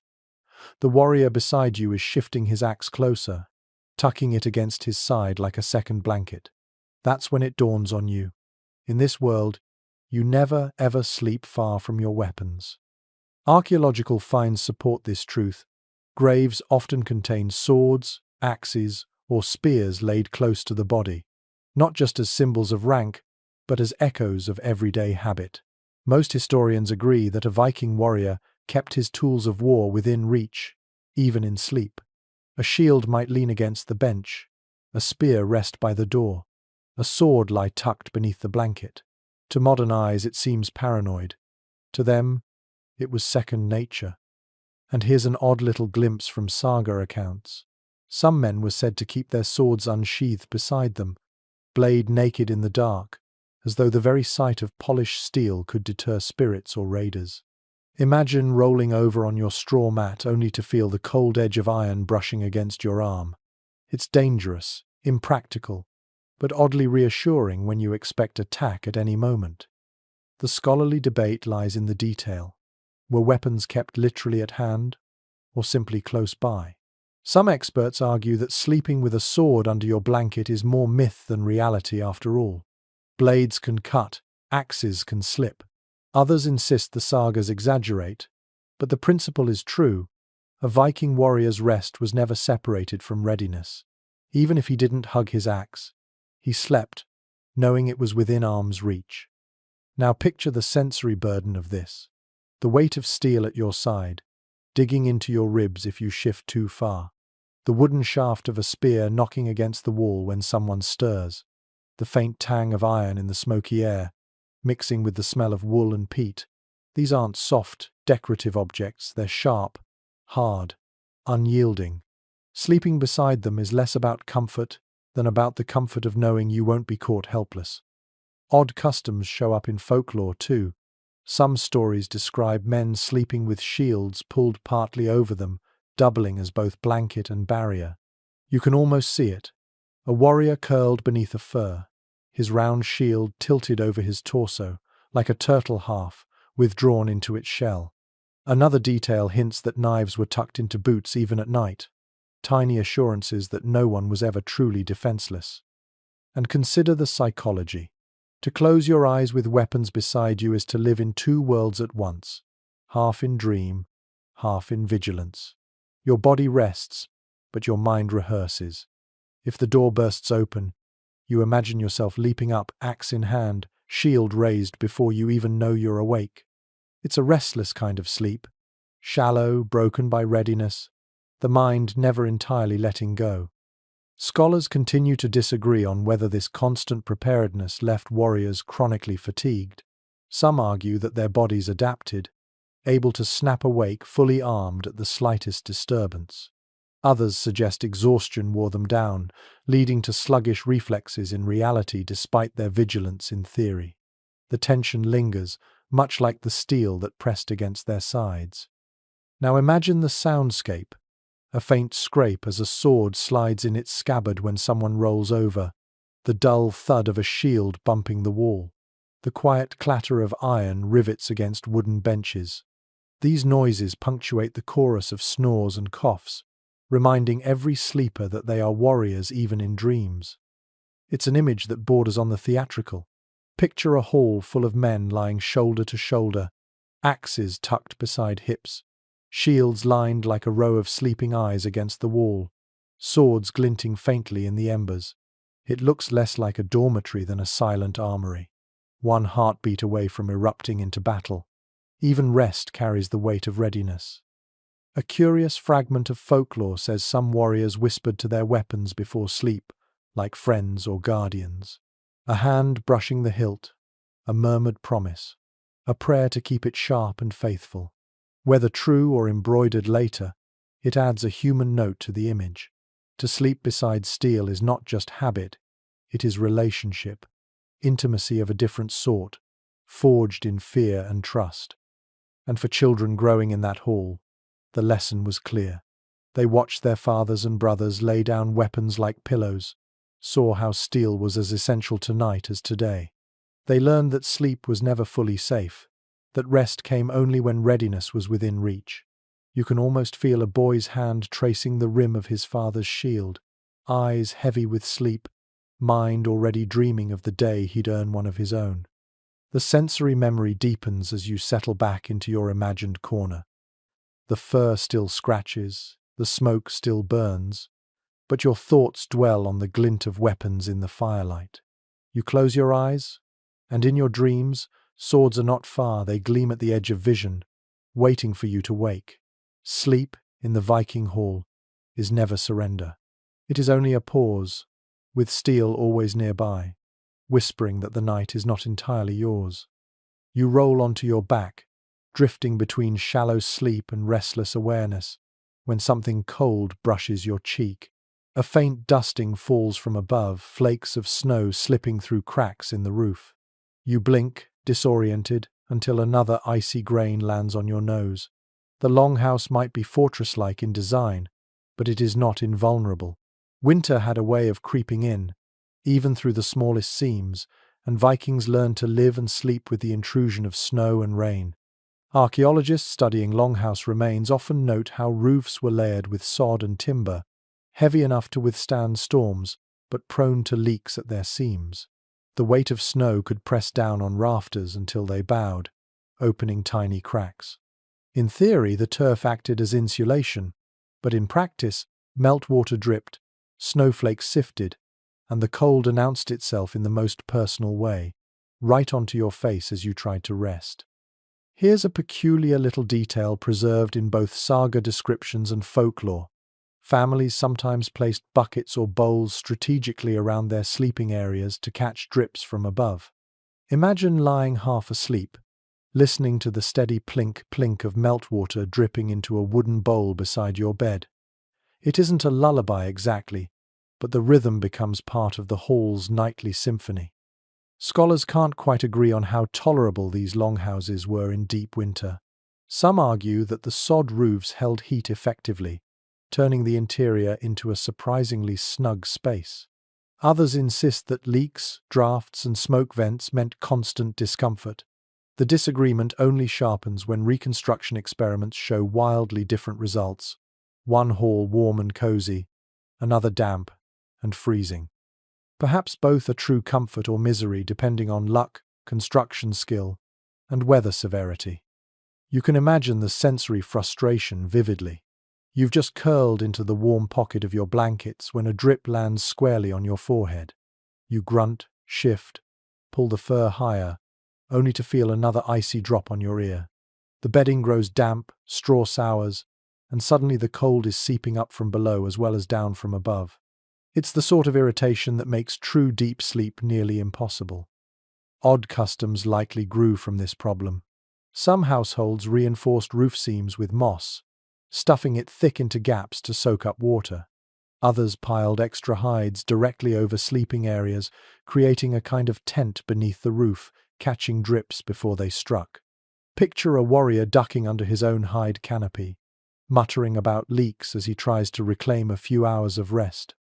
The soundscape is equally sharp. A gust of wind whistling through a crack, the occasional thud of snow sliding off the roof, the groan of beams under weight. Inside, the hall becomes a kind of echo chamber for winter's siege. Sleepers shift restlessly, each aware that the house itself is under strain. Some nights must have carried a background anxiety.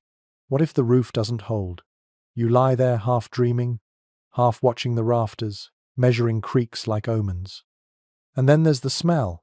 Damp straw, wet wool, sod walls leaching moisture all mingle into a heavy musk. Fires dry some of it, but they also fill the hall with smoke, thick and choking. You breathe shallowly, lungs irritated, eyelids stinging. It's not the restful air of a clean bedroom. It's a cocktail of damp, heat, and ash that seeps into every dream. Some experts argue that Vikings grew accustomed to this, their bodies toughened by constant exposure, their minds trained to ignore discomfort. Others counter that sickness, coughs, fevers, lung ailments was the price of such nights. The evidence of early graves suggests respiratory illness was common, making it likely that many warriors woke groggy, sore, never fully rested. Curious little fragments of folklore add to the picture. One Icelandic tale mentions a family believing a leak in the roof was caused by elves, who punished them for neglecting offerings. They patched the seam only after setting out a bowl of milk. Whether real or imagined, such stories reveal how people tried to make sense of discomfort. A drip wasn't just water, it was a message, a reminder that the unseen world pressed in with the snow. Imagine the coping rituals. Someone waking in the night to shift the bedding away from a draft. A parent pulling children closer to the fire when snow crept in at the door. A warrior shrugging off a damp blanket, muttering curses, and rolling onto a drier patch of straw. Every adjustment broke the rhythm of sleep, making nights more a series of naps than a solid rest. And yet, somehow, they endured. You picture yourself shivering, tugging hides tighter, listening to the plink of water and the hiss of fire. Your mind wanders in drowsy cycles. Roof, snow, smoke, warmth, cold. At last, exhaustion overwhelms irritation. Even with flakes melting against your cheek, you sink into shallow dreams, because in this world, sleep isn't about comfort, it's about survival, stolen wherever it can be found. The hall creaks again as the storm outside slackens, and you turn in your bedding, lulled for a moment by the rhythm of dripping water. But then another rhythm rises, not of snow or beasts, but of voices low, chanting, strange. Across the hall, a figure sits upright, eyes half shut, smoke wreathing around her head. You recognize her not as an ordinary sleeper, but as something else entirely, a seeress, a vulva, slipping into trance. For some in the Viking world, night wasn't only for rest. It was also for travel, the kind of travel that took place in the mind, through visions, rituals, and what we might call dreams, but they might have called journeys. Archaeological evidence of staffs, charms, and ritual seats found in graves suggest that these women held honored places in society. They were believed to see beyond the visible, to step into the other world while others slept. Most historians agree that night, especially the long, dark winters, was the perfect time for this kind of work. The silence of sleep created a backdrop against which chants and visions could unfurl. Here's a curious little glimpse from saga lore. Some Velvers used rhythmic chanting or drumming to push themselves into trance, rocking back and forth until their minds slipped sideways. Imagine lying half awake in the smoky hall, listening to the steady pulse of words repeated endlessly, your own dreams tangling with hers. It would be hard to tell where her vision ended and your imagination began. The debate among scholars remains lively. Some argue these trances were fueled by herbs, henbane, fly agaric mushrooms, or strong brews that warped perception. Others suggest sheer exhaustion, fasting, and sensory deprivation did the trick. What's clear is that Vikings themselves believed in the power of such nights, that through sleep-like states, messages from gods, spirits, or the dead could be reached. Now picture the sensory atmosphere of such a scene. The hall is dim, fire low, smoke heavy. The seeress sits cross-legged near the hearth, her staff across her lap, eyes half shut. She breathes deeply, inhaling the sharp tang of burning herbs. Around her, sleepers shift but do not wake fully. The chanting weaves into their half-dreams, the cadence slipping into their subconscious. You, too, feel your breath sync with hers, eyelids fluttering as if you are being pulled into her vision. Odd details from folklore suggest these trances sometimes included animal sounds, women imitating birds or wolves as part of the ritual. Picture that in the hush of midnight, a sudden crow's call from a human throat, or the drawn-out howl of a wolf echoing under the rafters. To a child waking at that moment, it would blur reality with terror. To a warrior, it might inspire awe, a reminder that unseen powers pressed close. And yet, not everyone agreed about these practices. Some sagas portray trance workers with reverence as keepers of wisdom. Others treat them with suspicion, hinting at witchcraft or corruption. Scholars today echo that division. Were these women healers and guides, or outcasts feared as much as they were respected? The truth may be that they were both, their power making them essential and dangerous all at once. For the ordinary sleeper, the effect was undeniable. Whether or not the trance was real, it shaped the mood of the hall. If a seeress muttered of storms to come, everyone woke in the morning with dread, their sleep coloured by her words. If she promised good fortune, dreams felt lighter, the night less heavy. In this way, Viking sleep was sometimes communal prophecy. What one dreamed or claimed to dream shaped what all believed. The sensory details grow sharper when you imagine the trance itself. The smoke thick, stinging your throat. The steady drum of words, low and hypnotic. The flicker of fire on the seeress's face, making her features shift. One moment woman, the next something else entirely. You close your eyes, but the rhythm keeps you tethered, half in dream, half in her vision. Here's a quirky little belief tied to this. Some thought the soul could wander from the body during sleep, tethered by a thread of breath. In a trance, the seeress might guide her spirit or others beyond the hall, across frozen fields, even to the realm of the gods. Imagine waking suddenly, gasping, convinced your breath had been tugged away. You clutch your chest, grateful to still be in your own body. And the scholarly disagreement continues. Were these ideas uniquely Viking, or borrowed from the Sami shamans whose practices included trance, drum, and vision? Some historians point to clear parallels. Others insist the Vikings developed their own traditions, shaped by Norse cosmology. Either way, the overlap reminds you that Viking nights were porous between human and animal, living and dead, waking and dreaming. As the chanting fades, the hall grows quiet again. The seeress slumps back, eyes heavy, perhaps collapsing into ordinary sleep. Around her, the household shifts, murmurs, dreams coloured by what they've heard. You roll over, fur scratching your chin, trying to separate your own dream from the trance that still rings in your ears. And so you realize that Viking sleep was never neutral. It was a canvas painted with smoke, sound, fear, and faith. For some, it was the simple exhaustion of hard labor. For others, it was the stage for visions. You let your breath slow, half hoping your dreams remain your own, half wondering if the seeress has already carried you with her beyond the longhouse walls. You wake to the creak of timbers and the shifting weight of your own body. The straw mattress beneath you crunches, uneven and lumpy, and for a moment you wonder how much softer it might feel if you were born to wealth. Bedding was never equal in a Viking hall. Just as the hearth's glow favored some more than others, so too did the materials beneath a sleeper's bones tell the story of status. Archaeological finds and literary sources alike point to the same truth. Most Viking beds were filled with straw. The cheapest and most common stuffing, straw, was plentiful, easy to replace, and quick to mold into a rough cushion. But it also flattened fast, grew damp, and bred lice. You can almost feel it now.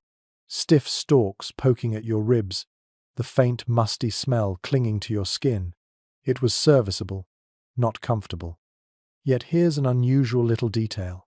Feather beds existed too, though only for the wealthy. Saga accounts mention nobles and chieftains lying on down-filled mattresses, sometimes so prized that they were handed down as heirlooms. Imagine sinking into a mound of feathers, your body swaddled in softness while your neighbours shifted on squeaking straw.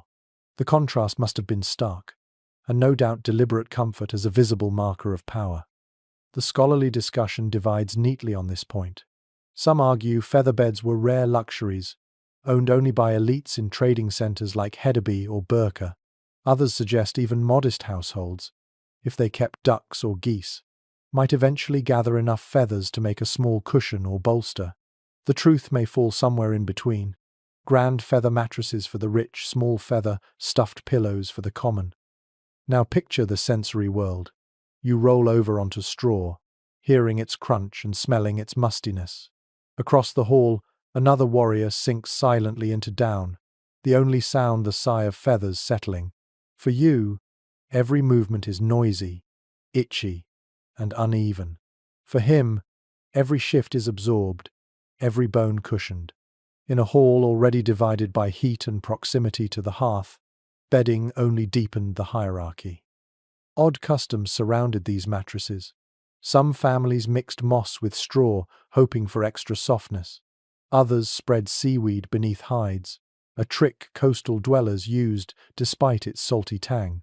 You can almost see a man wriggling in frustration on his straw mat while envying the rich sleeper a few paces away, cocooned in feathers as if already halfway to Valhalla. The sensory irritations mattered. A straw sack might start the winter firm, but by spring would sag into flatness, forcing families to replace or fluff it constantly. Dampness seeped up from the floor, turning straw into rot if it wasn't carefully dried. Sleeping too close to the walls, where condensation gathered, meant bedding grew mouldy. You shift again, imagining your blanket heavy with moisture, the musty odor thick as the smoke. Some sagas hint at the symbolic weight of bedding, too. One story tells of a wealthy woman who refused to marry a suitor until he proved he could provide her with a feather bed, an extravagant demand that showed how luxury could be tied to love, pride, and status. Whether literal or exaggerated, the tale reveals how closely rest and rank intertwined. And scholars still debate how widespread these luxuries really were. Was the feather bed a rare jewel, a prize whispered about more than actually seen? Or did more households than we assume manage to cobble together soft bedding from their livestock? Without clear evidence, the question lingers, just as you linger on the edge of envy in this imagined hall. The soundscape reinforces the contrast.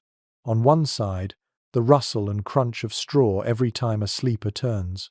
On the other, near silence, the soft, muffled sigh of feathers. In the long hours of night, such sounds would have spoken volumes, even if no one dared remark on them aloud. And then there's the daily work. Straw mattresses had to be shaken, aired, and replaced. Feather beds required guarding, mending, and refilling. Imagine the morning chore of hauling bedding outside to dry in weak sunlight, the hall filling with the smell of damp straw left behind. Rest was not just an act of night, it carried into the labor of day. A quirky little anecdote from later folklore claims some people stuffed mattresses with heather, believing its fragrance calmed the mind. You picture lying on a bed that smells faintly of flowers even in winter, a small grace in a world of smoke and mud. Whether Vikings truly practiced this or whether it's a medieval echo is uncertain, but the image lingers, a hall filled not just with smoke, but with subtle perfume. And so, you roll again in your imagined bed. The straw scratches, the dampness clings, and you envy the softness you'll never quite know, yet exhaustion still wins.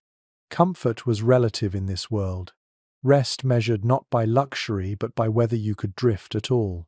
The feather bed may have been legend for most, but sleep, even on straw, was survival. The hall grows heavy now, not just with smoke but with the thick atmosphere of too many bodies sharing too little space. You try to settle deeper under your hide, but a sound interrupts the rasping snore of a neighbor. A child coughs sharply. Someone shifts, wool rasping against straw, and a draught pulls another plume of smoke across your face. You inhale, choke, and blink. For all the warmth of the longhouse, sleep here was often messy, chaotic, and at times suffocating. What archaeologists and historians agree on is simple. Viking longhouses were poorly ventilated. The smoke hole in the roof was necessary but far from efficient. Fires fueled by peat, dung, or damp wood released a thick haze that never entirely cleared. You can picture it now, smoke collecting near the rafters, rolling downward when the wind changed, stinging your eyes as you tried to keep them shut. To sleep in such air was to accept irritation as natural. And here's a quirky little fact. Soot still clings to beams recovered from excavated halls. Layers so thick they testify to centuries of smoke. Imagine lying beneath those rafters, your blanket slowly accumulating black grit, your lungs filling with the same. You'd cough in your sleep, roll away, and wake with a throat raw, as if you'd swallowed ashes. The debate among scholars is whether people truly grew accustomed to this, or whether it caused constant health issues. Some argue bodies toughened, lungs hardened, and discomfort simply faded into background. Others point to high rates of lung disease and early death as evidence that smoky nights stole years from Viking lives. Whichever is true, the evidence of suffering is hard to miss when you breathe in this imaginary air. Now add the soundscape. Snores rumble like distant drums. Someone mumbles mid-dream, a word half-formed. A baby fusses, quickly soothed by a hand but not before adding to the chorus. Animals add their voices too, the heavy snort of an ox, the bleat of a restless goat, the shuffle of hooves on straw. The longhouse becomes not a quiet bedroom, but a crowded dormitory, noisy and alive. You roll over, pulling the blanket higher, praying for silence that never comes. And the smells, gods, the smells. Sweat soaked into wool, wet boots steaming by the fire, milk turning sour in the corner, animal dung pungent behind the partition. The mingled odor is overwhelming, thick enough to taste. You might imagine gagging, but to the Vikings it was ordinary. These were the scents of survival, endured nightly until they faded from notice. Curious coping habits emerged. Some families stuffed herbs into bedding to mask the stench. Others smeared animal fat on exposed wood to trap soot. Imagine a mother sprinkling mint into a child's mattress, hoping it smells more of green field than of dung. Small tricks, barely effective, but still worth the effort when comfort was scarce. The proximity of bodies made things worse. Lice and fleas thrived in shared bedding, moving from person to person in the dark. Scratching was constant, sometimes so loud it became part of the soundscape itself. You picture yourself waking, nails digging into your skin, only to hear the same rustling from the bed beside you. Sleep was never clean. It was always compromised. Scholars continue to argue whether such crowded conditions fostered solidarity or resentment. Some believe the intimacy built stronger bonds. Warriors who slept shoulder to shoulder were warriors who fought with trust. Others suggest the constant irritations frayed tempers, breeding conflict simmering beneath the surface. Perhaps both were true, depending on the night, depending on the household. Odd little anecdotes pepper saga literature. A man mocked for snoring too loudly. Another teased for flailing in dreams, elbowing neighbors. One tale even hints that disputes settled during the day could resurface at night in the form of petty jabs and nudges on shared bedding. Imagine lying half awake, muttering curses as your rival's snore rattles your ears, the tension of feud stretching even into sleep. The sensory details sharpen when you focus on your own imagined discomfort. Smoke scratches your throat, straw pricks your back. A goat shifts, hooves clattering on wood. A neighbor coughs, the wet sound echoing in your chest. You roll, curl, sigh, and wonder if real rest will ever come. For Vikings, it often didn't, not fully. Nights were broken, shallow, filled with interruptions. And yet, despite the chaos, people slept. Exhaustion demanded it. Labor during the day hauling nets, chopping wood, rowing longships wore bodies down until even smoke and noise couldn't prevent slumber. You feel that now. Your muscles ache, your eyes droop, and despite everything snoring, coughing, stink, and itch, you slip back under, claimed not by comfort but by fatigue. This is perhaps the most human detail of all. Viking sleep wasn't idyllic, wasn't restful in the way you might picture. It was survival sleep. Fragmented, chaotic, but real. Bodies learned to rest in chaos because they had no choice. You drift into the same rhythm now. Lungs heavy with smoke, ears ringing with snores, dreams weaving through noise. You stir once more, and this time it is not noise, nor smoke, nor dripping water that unsettles you. It is the weight of darkness itself. The fire has burned low, embers faint and red, and the only light comes from breath clouds rising in the chill. Outside, winter reigns without mercy. The sun has abandoned the land for long stretches, leaving nights that feel endless, days that are barely more than shadows. To sleep in the Viking world was to negotiate with this rhythm of near-perpetual dark. Most historians agree that the far north imposed cycles of light and shadow, unlike anything most of Europe knew. In winter, daylight might last only a handful of hours, the rest swallowed by gloom. Sleep was not simply a nightly ritual but a seasonal one, bending and stretching to fit the endless black. Imagine yourself lying in the longhouse, waking after hours, only to realize the world is still night, still silent, still frozen. You sigh, turn, and let sleep pull you under again. And here's a curious little observation.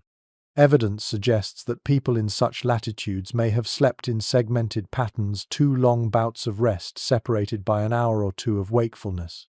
In the sagas, you occasionally glimpse figures rising in the middle of the night to stoke the fire, talk quietly, even share food before slipping back into bed. This first sleep and second sleep rhythm seems strange to us now, but it may have been second nature then. Scholars debate whether this pattern was truly widespread among the Vikings, or whether it is inferred from later medieval accounts. Some argue that long northern nights practically demanded segmented sleep, while others insist the chaos of the longhouse left rest too fragmented to ever follow such neat rhythms.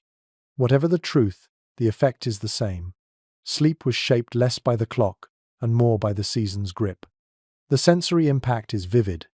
Imagine waking in the middle of the night, rising from your straw bed, padding across the smoky hall while others stir faintly but do not rise. You crouch by the fire, coax embers back to flame, and perhaps sip from a wooden cup of broth. For a while the hall is hushed, a liminal space where wakefulness and sleep overlap. Then, with eyelids heavy again, you crawl back under furs, ready for the second descent into dream. Odd details pepper this nightly rhythm.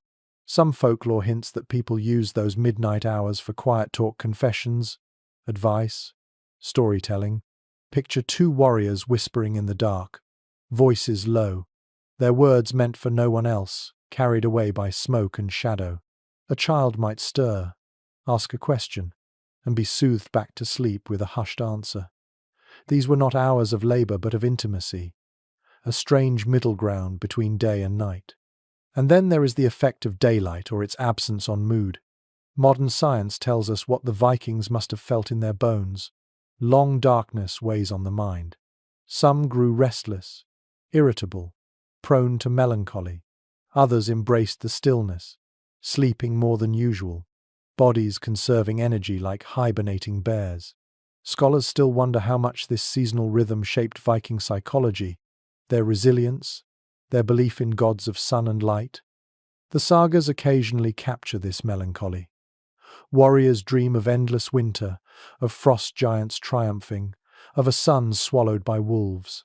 Perhaps these stories were not just myth but reflections of real feelings, dreams pressed into shape by long nights without dawn. Imagine lying there, fur over your face, convinced you may never see the sun again. In such a world, sleep itself became a refuge from the darkness. And yet, light had its own place.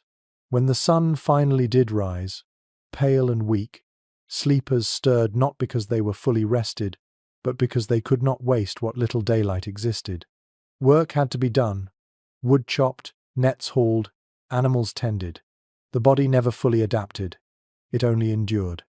You wake groggy, still wrapped in night, and stumble into labor because the brief window of light demands it.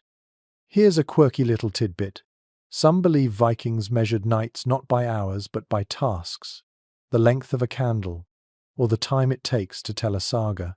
Imagine lying in the dark, counting your own wakefulness by how many verses pass before sleep returns.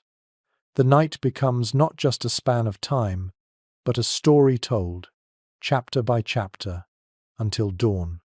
The debate continues about how much the northern dark influenced Viking spirituality. Did endless nights feed their visions of Ragnarök, the final twilight of gods? Did fleeting sunrises sharpen their reverence for light deities like Balder? Scholars argue over connections, but what feels certain is that nights so long and heavy pressed themselves into dreams, into sagas, into the very bones of the people who lived them. You pull the furs higher, breath fogging the air, and feel the weight of darkness pressing not only on your eyes but on your mind. Sleep stretches long, interrupted, uneven, shaped as much by the absence of light as by the scratch of straw or the cough of neighbours. Yet somehow, out of this uneven rhythm, the Viking household endured. Bodies rested enough, dreams grew vivid, sagas were born in the space between waking and sleeping. And so, as you drift again, you realize that Viking nights were not simply endured, they were lived, layer by layer, rhythm by rhythm. First sleep, second sleep, dark conversations, bright dreams, heavy mornings. Rest came not in smooth stretches but in fragments, as jagged as the northern winters themselves. And still, somehow people rose each day to face the cold, their survival stitched together from scraps of sleep as much as from food or fire. You stir in your bedding once more, and the sensation beneath you has changed. No longer the familiar crunch of straw or the muffled damp of sod flooring, it's wood, hard and unyielding, swaying faintly beneath your body. The creak of timbers, the slap of waves, and the groan of rigging tell you where you are. Not in the longhouse now, but on a ship at sea. Viking warriors did not always sleep on land. For weeks, sometimes months, they bedded down aboard longships, their rest shaped by water, wind, and the rhythm of oars. Archaeological reconstructions of longships show the stark reality. No cabins, no enclosed bunks, only open decks exposed to wind and spray. Most historians agree that warriors slept where they could on benches, against shields, curled at the base of the mast. Their beds were cloaks spread on planks, sometimes furs if fortune allowed, always damp with brine. Imagine stretching out on wet wood, your body rocking with the waves, your cloak already stiff from salt.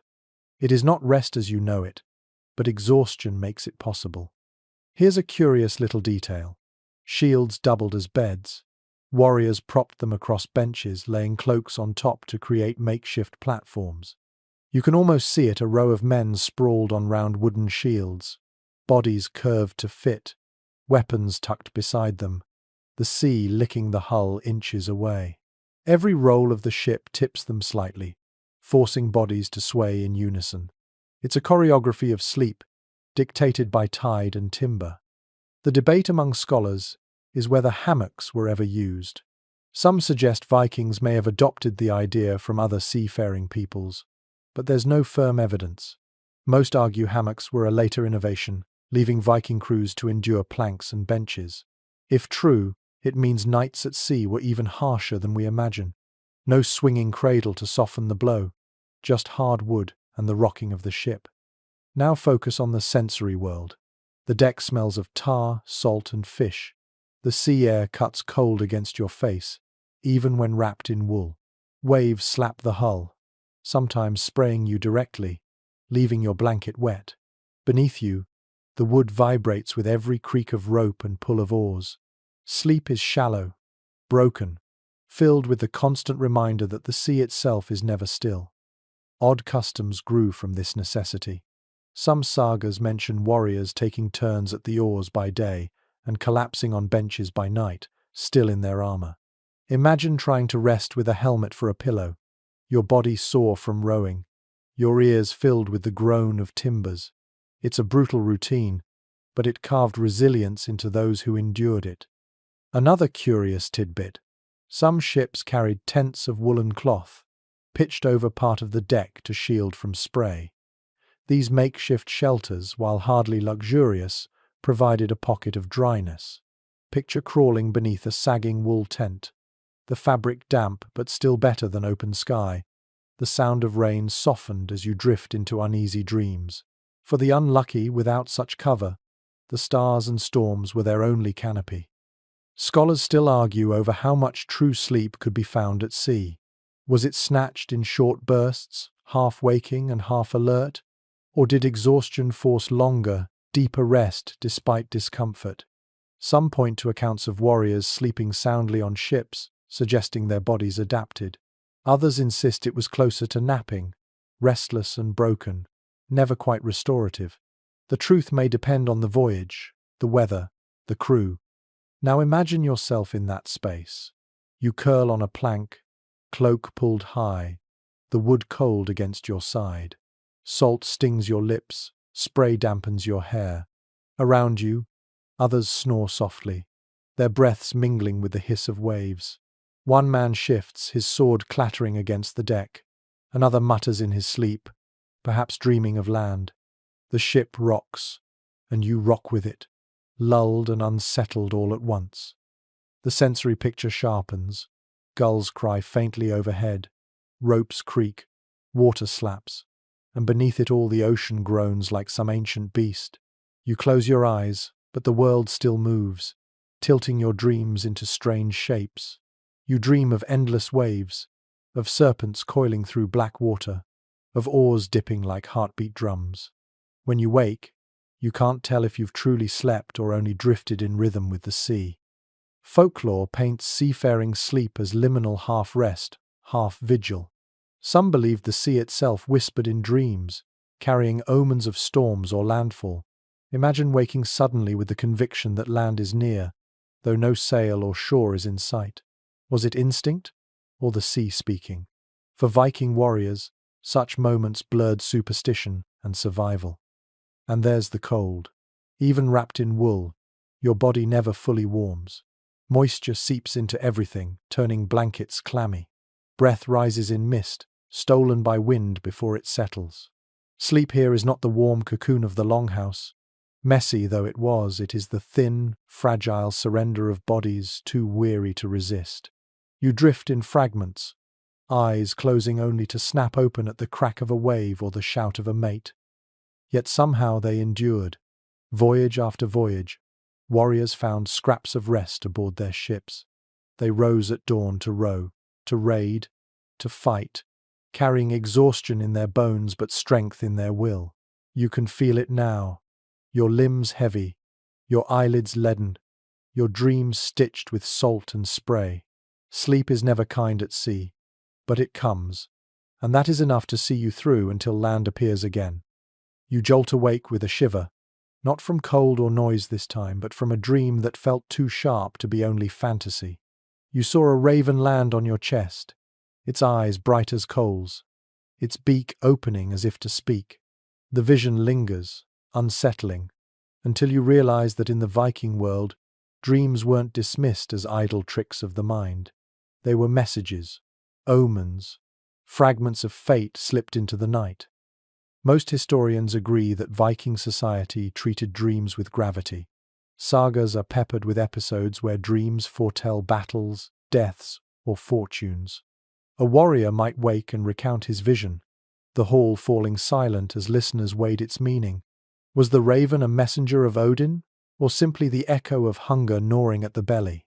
Either way, it was not ignored. Dreams could shape decisions, embolden raids, or spark dread that lingered long after dawn. And here's a curious little practice: dream sharing at dawn. Some saga passages describe households where, as the fire was rekindled and bread prepared, people recounted their night visions. Imagine sitting bleary-eyed by the hearth, sipping broth, while your neighbor describes a dream of waves swallowing ships. The hall murmurs, glances are exchanged, and suddenly the day carries a weight it did not have before. The scholarly debate here is fascinating. Some argue Vikings genuinely believed in dreams as direct messages from gods or ancestors. Others suggest they were narrative tools, stories reshaped after the fact to give meaning to history. Perhaps both are true. In the moment, the dream felt vital, and later, it became a tool to explain what had already happened. The uncertainty only makes the practice more vivid. Now imagine the sensory scene of such a morning. You rub your eyes, still gritty from smoke, as the fire crackles to life. Someone stirs a pot of porridge, its smell mixing with the tang of damp wool. Around you, voices rise one by one, recounting visions from the night. A white bear pacing the snow, a ship splitting under storm, a field bright with gold. Some laugh, brushing them aside. Others nod solemnly, convinced meaning hides within. You sit quietly, replaying your own raven dream, uncertain if you should share it. Odd details pepper the sagas. In one, a dream of a woman weaving a bloody tapestry foretells slaughter. In another, a man dreams of wolves tearing through fields, and soon after, raiders descend. The eerie part is how often such stories seem to line up with events. Did dreams truly guide them, or were tales retrofitted? Either way, in the dark longhouse, visions felt real enough to shape waking choices. And scholars still puzzle over the role of women in dream interpretation. Some sagas highlight mothers, wives, or seeresses offering explanations, turning visions into prophecy. Men fought, but women often gave words to what dreams meant. Picture a mother listening to her son describe a nightmare, then warning him of battle to come. Comfort and fear, wrapped together, became part of the night's legacy. The sensory edge of dreams is hard to ignore. Imagine waking with sweat on your chest, despite the cold. The smell of smoke clings, but in your mind it is the scent of burning ships. A child cries in sleep, and you half believe you hear Valkyries calling through his sobs. Sleep becomes porous. Half the world is straw and wool. Half is omens clawing their way into your vision. Curious folklore hints at dream protection charms. Small amulets of bronze or carved wood were placed near beds, meant to shield sleepers from ill visions. Some whispered short prayers before closing their eyes, hoping to turn the night's messages toward fortune.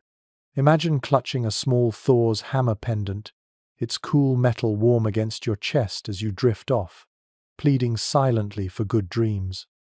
And yet, the ambiguity remained. Not every dream was omen. Sometimes it was simply hunger or smoke playing tricks on the mind. But to dismiss them entirely was dangerous. Better to take them seriously, to weigh their meaning, than to risk ignoring the gods. In this way, every night carried a second life, one of visions and interpretations that bled into the day.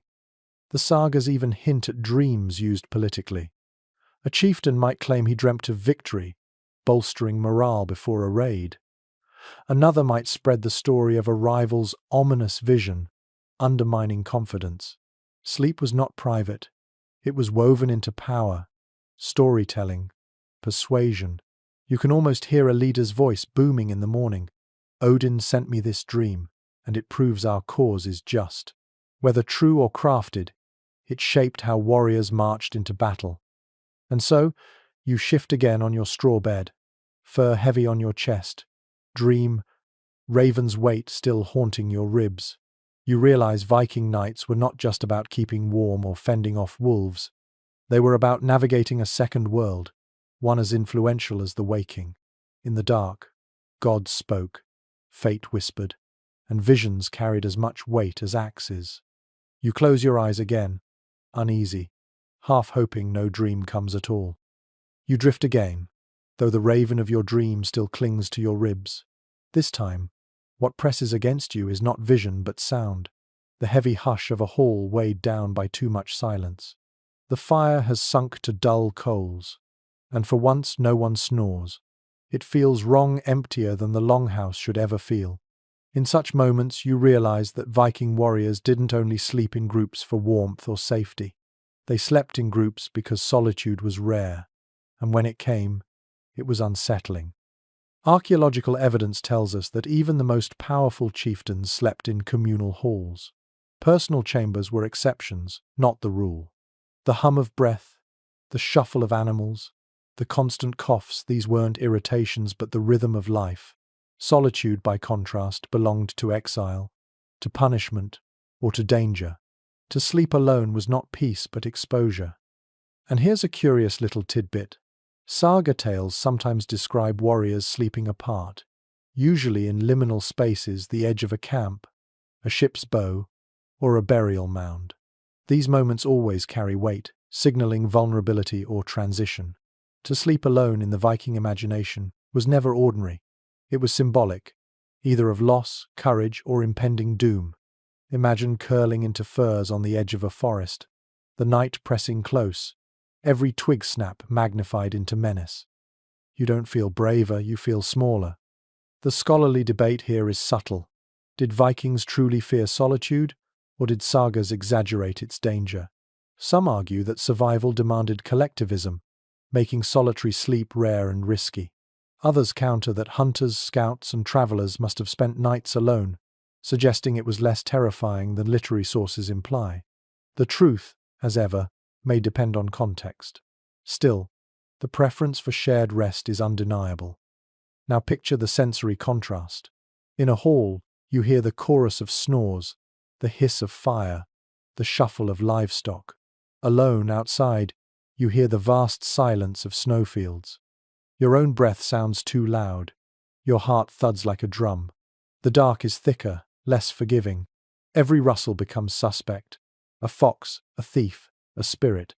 You tug the fur tighter, but it doesn't erase the chill that comes not from air but from being unguarded. Odd practices grew from this discomfort. Folklore suggests that lone travelers sometimes carried carved charms to place beside their bedding, as stand-ins for company. A piece of driftwood etched with runes, a token of a god, even a simple stone believed to hold protective power. Picture laying a small Thor's hammer pendant at your side before closing your eyes. A poor substitute for a comrade's body heat, but something to ward off the sense of being watched. And solitude also brought sharper dreams. Without the chorus of sound around you, the silence left space for visions to swell. Hunters who slept alone reported dreams of animals speaking, of forests whispering, of gods appearing at the edge of firelight. To some, these were blessings. To others, they were torment. Imagine waking from such a dream, reaching out for another sleeper to whisper it to only to find no one there. The loneliness becomes heavier than the cold. Scholars remain divided on whether Viking households consciously feared solitude or simply valued community so highly that being alone became synonymous with weakness. Yet the sagas repeatedly return to this motif, the lone sleeper vulnerable to attack, to spirits, to madness. To rest with others was not merely preference but survival. The sensory imagery grows sharper as you imagine yourself outside the hall for one night. The ground is hard, the snow crusted. Your cloak is heavy but thin against the expanse of night. Above, stars blaze cold and distant. You curl tighter, every creak of ice amplified. Wolves howl in the distance, their voices carrying across miles. You are only one body, one fireless patch in the snow, and the realization claws at your chest. Here, you are prey. Contrast that with returning to the hall. You slide back under the hides, straw poking your back, the smell of animals strong, the sound of neighbors irritating, and yet relief floods you. The discomforts you cursed now feel like blessings.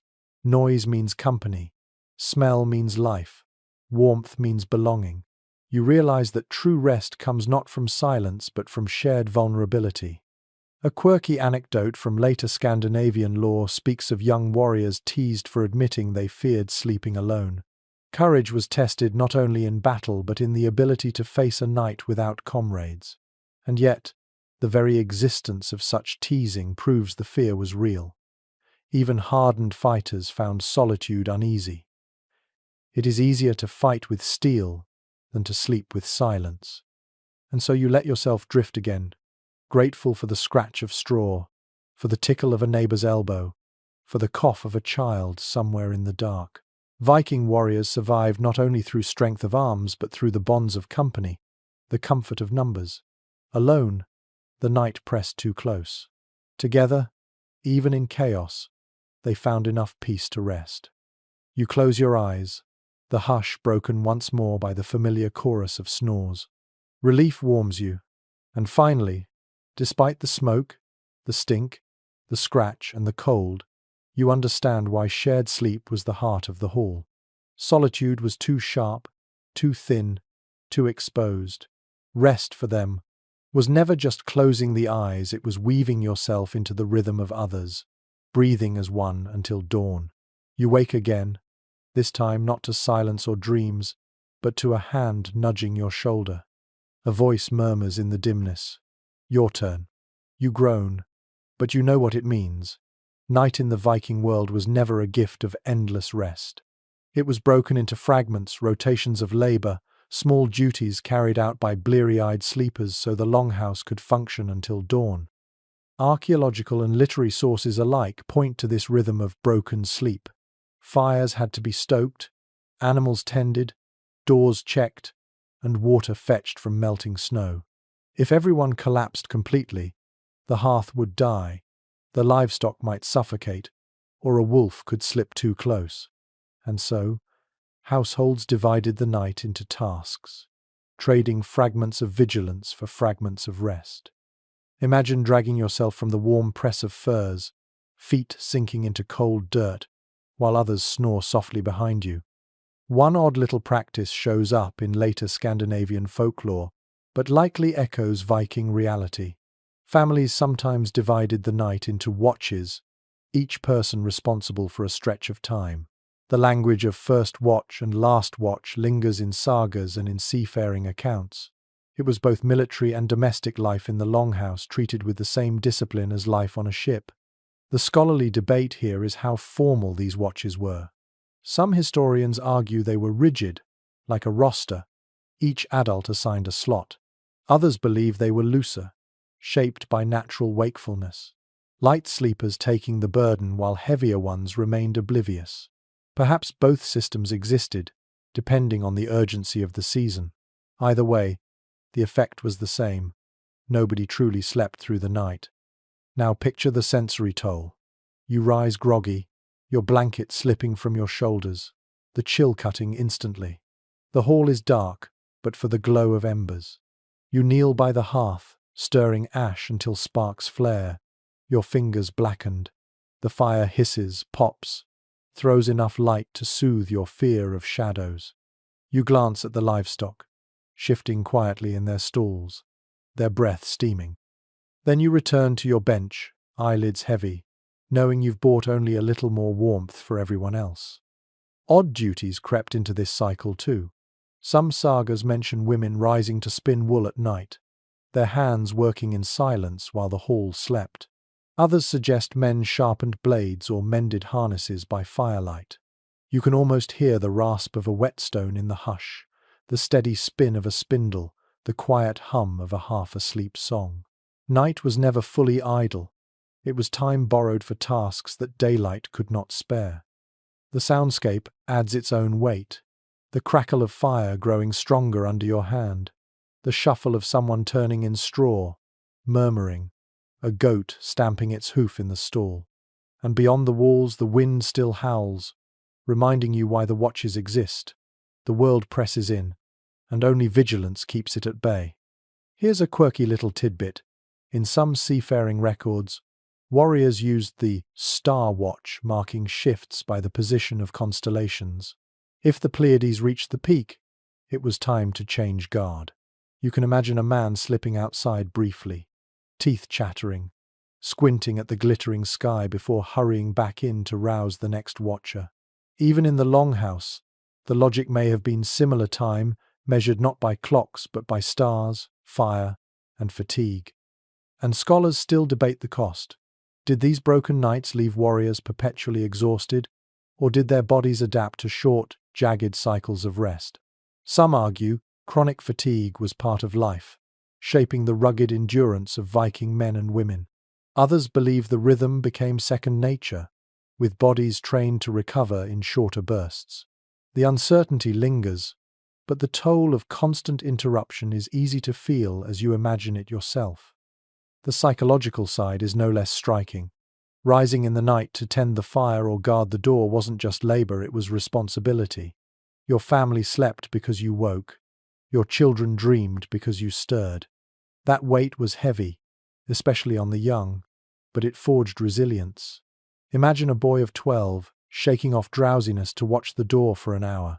By morning he was still a child, but a child already trained in vigilance. You shuffle back to your bedding, body still humming with wakefulness, but sleep creeps in again. This cycle repeats. Sleep, wake, watch, rest. By dawn, no one in the hall has slept cleanly, yet everyone has survived. The rhythm is imperfect, but effective. It reminds you that Viking sleep wasn't about comfort or luxury. It was a patchwork of stolen hours, broken tasks, constant interruptions enough to scrape by until the sun returned. A fragment of folklore insists that these night watches made the household stronger, teaching cooperation and trust. Perhaps it's true. You can feel it yourself, lying back down, warmed not only by furs but by the knowledge that someone else now sits at the hearth, tending the fire, keeping wolves at bay. Sleep is never whole, but it is shared, and that makes it bearable. You turn once more on the straw, the fur tugging at your shoulders, and you notice something unusual about the night. The hall feels thinner, quieter, as if half its strength is missing. Then you remember, not everyone is here. Some of the warriors are away, on raid or journey, and the beds where they usually lie stand empty. The absence is palpable. Sleep in the Viking world was never just about exhaustion. It was about presence. Who lay beside you mattered as much as how warm the fire burned. The sagas often describe the return of warriors to their longhouses, how their absence left households tense and incomplete. A hall half empty was a hall vulnerable.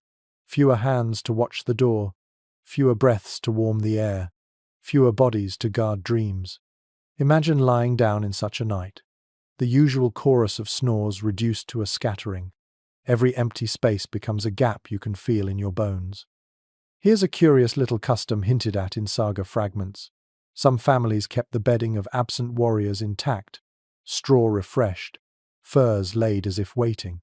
It was both practical, preserving their place in the communal order, and symbolic, a silent prayer that they would return to fill it. You can almost picture a mother smoothing a hide over an unused mat, whispering her son's name into the dark. Scholars debate whether this practice was truly common, or simply a literary motif. Some argue it reflects the Vikings' deep ties to kinship.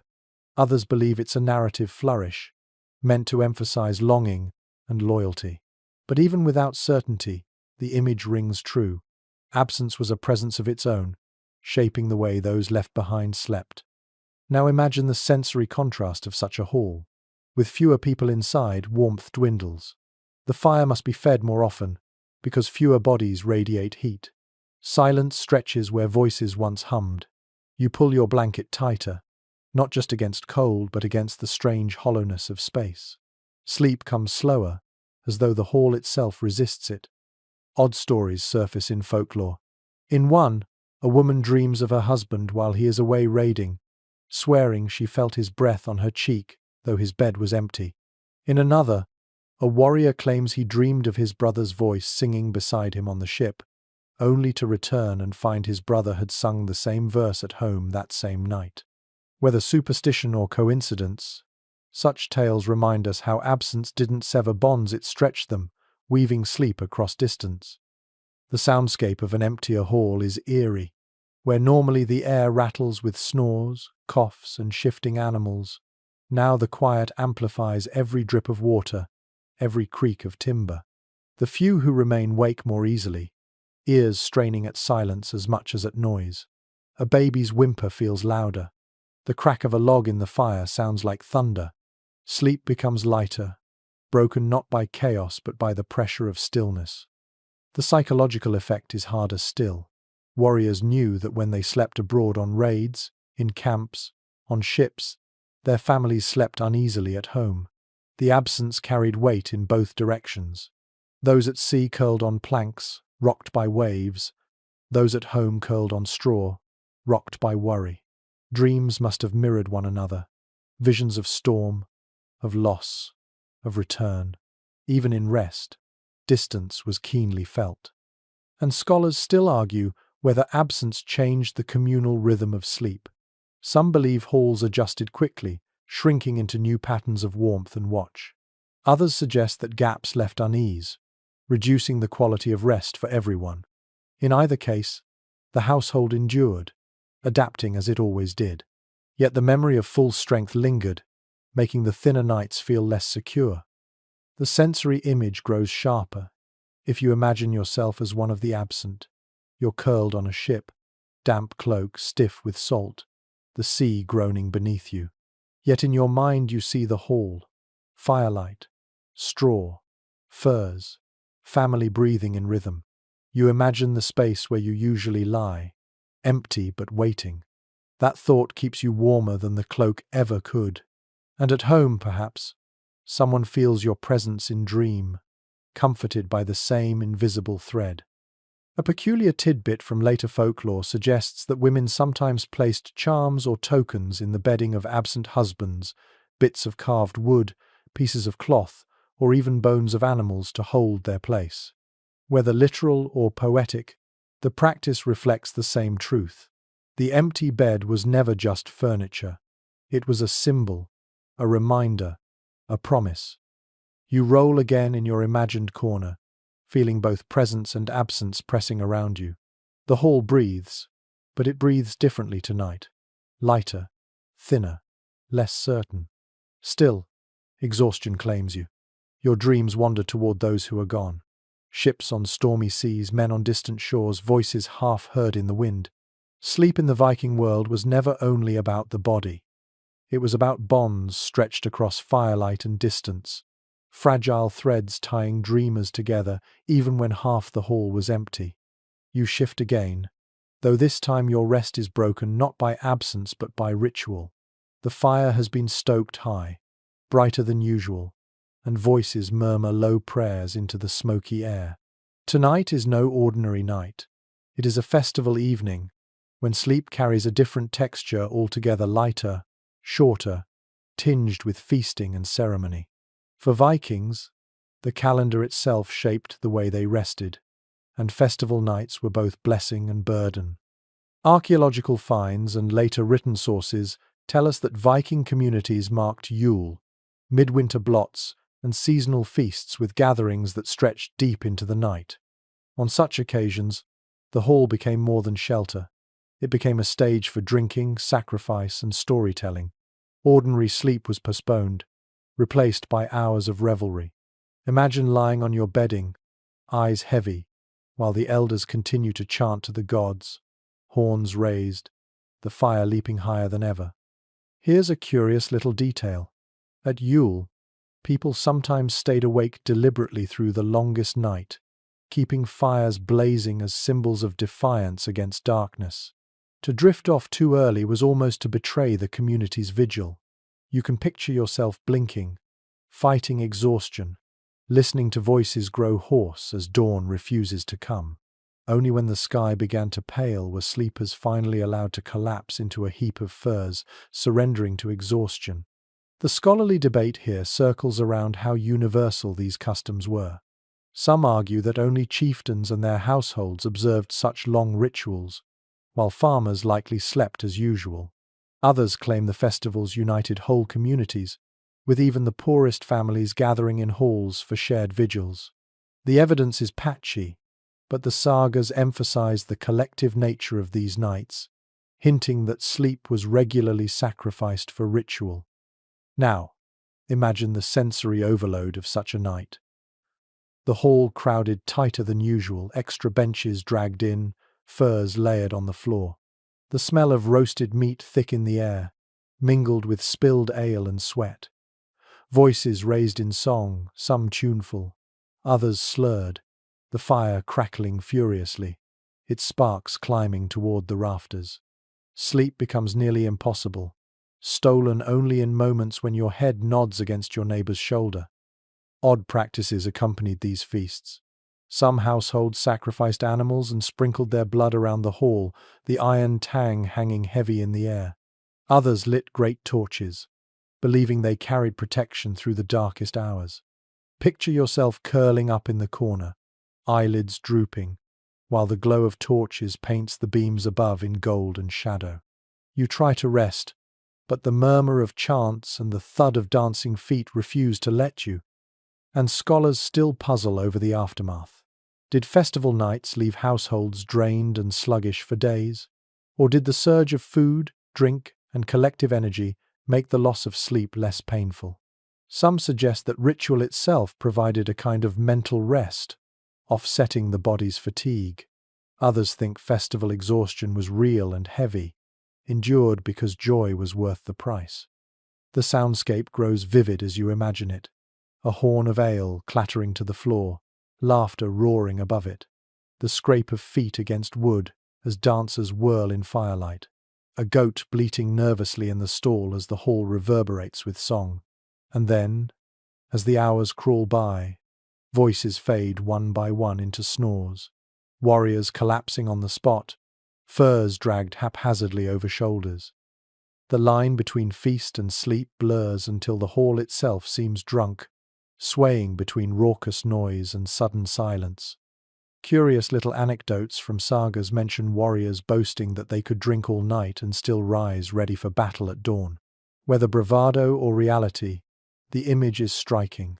A man staggering to his straw bed just before dawn, eyes closing for barely an hour, then rising at the cock's crow to shoulder weapons. Sleep here is not luxury, but necessity compressed into fragments, forced to fit between duty and ritual. You picture yourself in that moment, your head resting against the wall, body half curled, fur slipping off your shoulder. Around you the embers glow, shadows dance, voices drift into silence. The taste of ale lingers on your tongue. The smell of roasted pork clings to your clothes. You know you'll rise aching, but for now, exhaustion drags you under. Festival sleep is never gentle. It is thick, brief, but absolute. And there's the symbolic side. To collapse after ritual was not weakness but proof of devotion. You had offered your wakefulness to the gods, your body's endurance to the season, and now you reclaimed rest like a prize. In this way, even broken, drunken, chaotic sleep carried meaning. You weren't just dozing, you were continuing the ritual in silence, letting dreams mingle with prayers already given. A quirky note from later Scandinavian custom says Yule nights were believed to blur the line between worlds, when ancestors might visit. Sleepers sometimes claimed they felt relatives sitting beside their beds, whispering. Whether Viking households believed the same is debated, but the overlap of feast, fatigue, and spirit makes the thought feel fitting.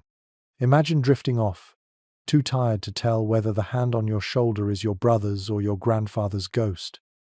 And so, you turn on your bedding, head heavy, body spent, the hall still buzzing faintly with ritual energy. You know the sleep you're about to claim will be short, shallow, perhaps uncomfortable, but it will carry the weight of celebration, of survival through another long night. In the Viking world, even rest was shaped by the calendar, and festivals stitched dreams to faith. You close your eyes, swallowed not only by exhaustion but by the collective memory of those who kept watch, feasted, prayed, and finally, like you, succumbed to the dark. The hall is hushed again, though this time the silence feels heavier, as if weighed down by centuries. You lie there, imagining not only yourself but generations before and after, all curled under hides, chasing sleep through the northern dark. By now you've felt every angle of Viking rest, the press of bodies for warmth, the itch of straw, the rasp of smoke, the comfort of animals, the burden of weapons, the visions of dreams, the interruptions of watch duty. Each detail tells you the same thing, that for Viking warriors, sleep was never simple. It was survival dressed in ritual, necessity wrapped in discomfort, and community woven into every breath. Archaeology confirms much of this picture. The sod-walled longhouse, central hearth, straw benches, and animal stalls are not guesses, but facts carved into earth and timber remains. The sagas, for their part, fill the gaps with stories of omens dreamt, snores mocked, feasts stretched into dawn. Between these sources lies a rough but vivid truth. Sleep in the Viking Age was as fragile and imperfect as the world around it. And here's a curious little detail that often gets overlooked. Many Viking graves contain bedding goods, pillows of feathers, furs, even entire beds for the elite. To bury someone with a bed is to acknowledge that rest was as important in death as in life. You can almost picture it, a chieftain laid to rest on a feather mattress, while the poorest man decomposed on damp soil. Even in eternity, the hierarchy of sleep remained. The scholarly debates never end. Did most households really practice segmented sleep? Did herbs and charms shape nightly rituals, or are those exaggerations? Were animals always brought inside, or only in desperate weather? Each question lingers, unresolved, leaving us to imagine possibilities as vividly as certainties. But the lack of consensus doesn't weaken the story. If anything, it makes it stronger, because it reminds you how much of Viking life pulsed in the liminal space between fact and saga. The sensory memories you've built over these nights remain sharp. You can almost smell the acrid peat smoke, feel the rough poke of straw, hear the snuffle of cattle in the dark. You've shivered at drafts sneaking through sod walls, felt sweat trickle under too many hides, scratched at imagined lice in communal bedding. And yet, woven through all this discomfort is something steady, resilience. Vikings did not need perfect rest. They needed just enough to rise, fight, farm, or sail again. Odd customs whisper through the records. Shields as bedding, garlic rubbed on feet, charms against nightmares, the counting of stars to measure a watch. These small details, whether entirely factual or not, speak of a people who adapted every scrap of their world to survival. You can almost see a warrior muttering to his axe before drifting into sleep, or a mother weaving herbs into straw, or a child clutching a lamb for warmth. Each is a human touch, fragile and ordinary, against the vast weight of northern night. And the question of dreams lingers longest. The sagas are filled with visions, wolves in fields, Valkyries in the sky, bloodied tapestries woven by ghostly hands. Did they truly believe these were omens, or did they simply need to believe? Scholars argue, but the power of dreams is undeniable. In the Viking world, night was not a blank slate. It was another battlefield against spirits, gods, and the self. To wake alive was victory enough. Now imagine the final image. The hall at its quietest, fire burned down, snow pressed against walls, livestock breathing slow. Dozens lie under hides, shoulders touching, weapons at hand, dreams thick in the air. The world outside howls, but inside, bodies knit warmth from one another. Sleep is shallow, broken, imperfect, but it is there. Against the cold, against the dark, against the endless teeth of winter, they manage to dream. And so, after walking through all their nights, you understand why Viking warriors endured. Not because they slept soundly, but because they never stopped finding ways to sleep at all. Their rest was as improvised and resilient as their raids, as communal as their feasts, as mythic as their sagas. Every time they closed their eyes, they carried not comfort but determination. And in that determination lay survival. So now, as you lie back with your own eyes heavy, let the images blur into one another. The flicker of peat smoke, the rustle of straw, the soft thud of a cow shifting in its stall. Imagine the warmth of furs heavy on your chest, the breath of companions close by, the faint glint of a shield leaning near. You've walked through their long nights, seen how they endured the coldest winters, how they bent discomfort into ritual and turned exhaustion into resilience. The world outside their walls was merciless, and yet within, they built a rhythm of survival. Fires kept low but steady, animals close enough to lend their heat, weapons always near, voices rising in song or prayer. Even when snow leaked through the roof, even when wolves howled, even when silence pressed too sharp, they found ways to drift into dream. Sleep was never perfect, never abundant, but it was always enough. Let the pace slow now. Picture yourself in that longhouse, eyelids drooping, fire embers glowing faint, smoke curling gently upward. Around you, breath rises and falls, a chorus of survival. Outside, the northern wind rages, but it cannot touch you here. You are wrapped in hides, pressed among companions, part of a community that endures together. Your mind softens, like snow settling on sod roofs. The worries of the day dissolve into the rhythm of sleep, broken though it may be, steady as breath. Let yourself sink the way they did, not into silence, but into the shared hum of life. And as your dreams come, may they carry you gently, safely, into your own long night's rest. Sweet dreams.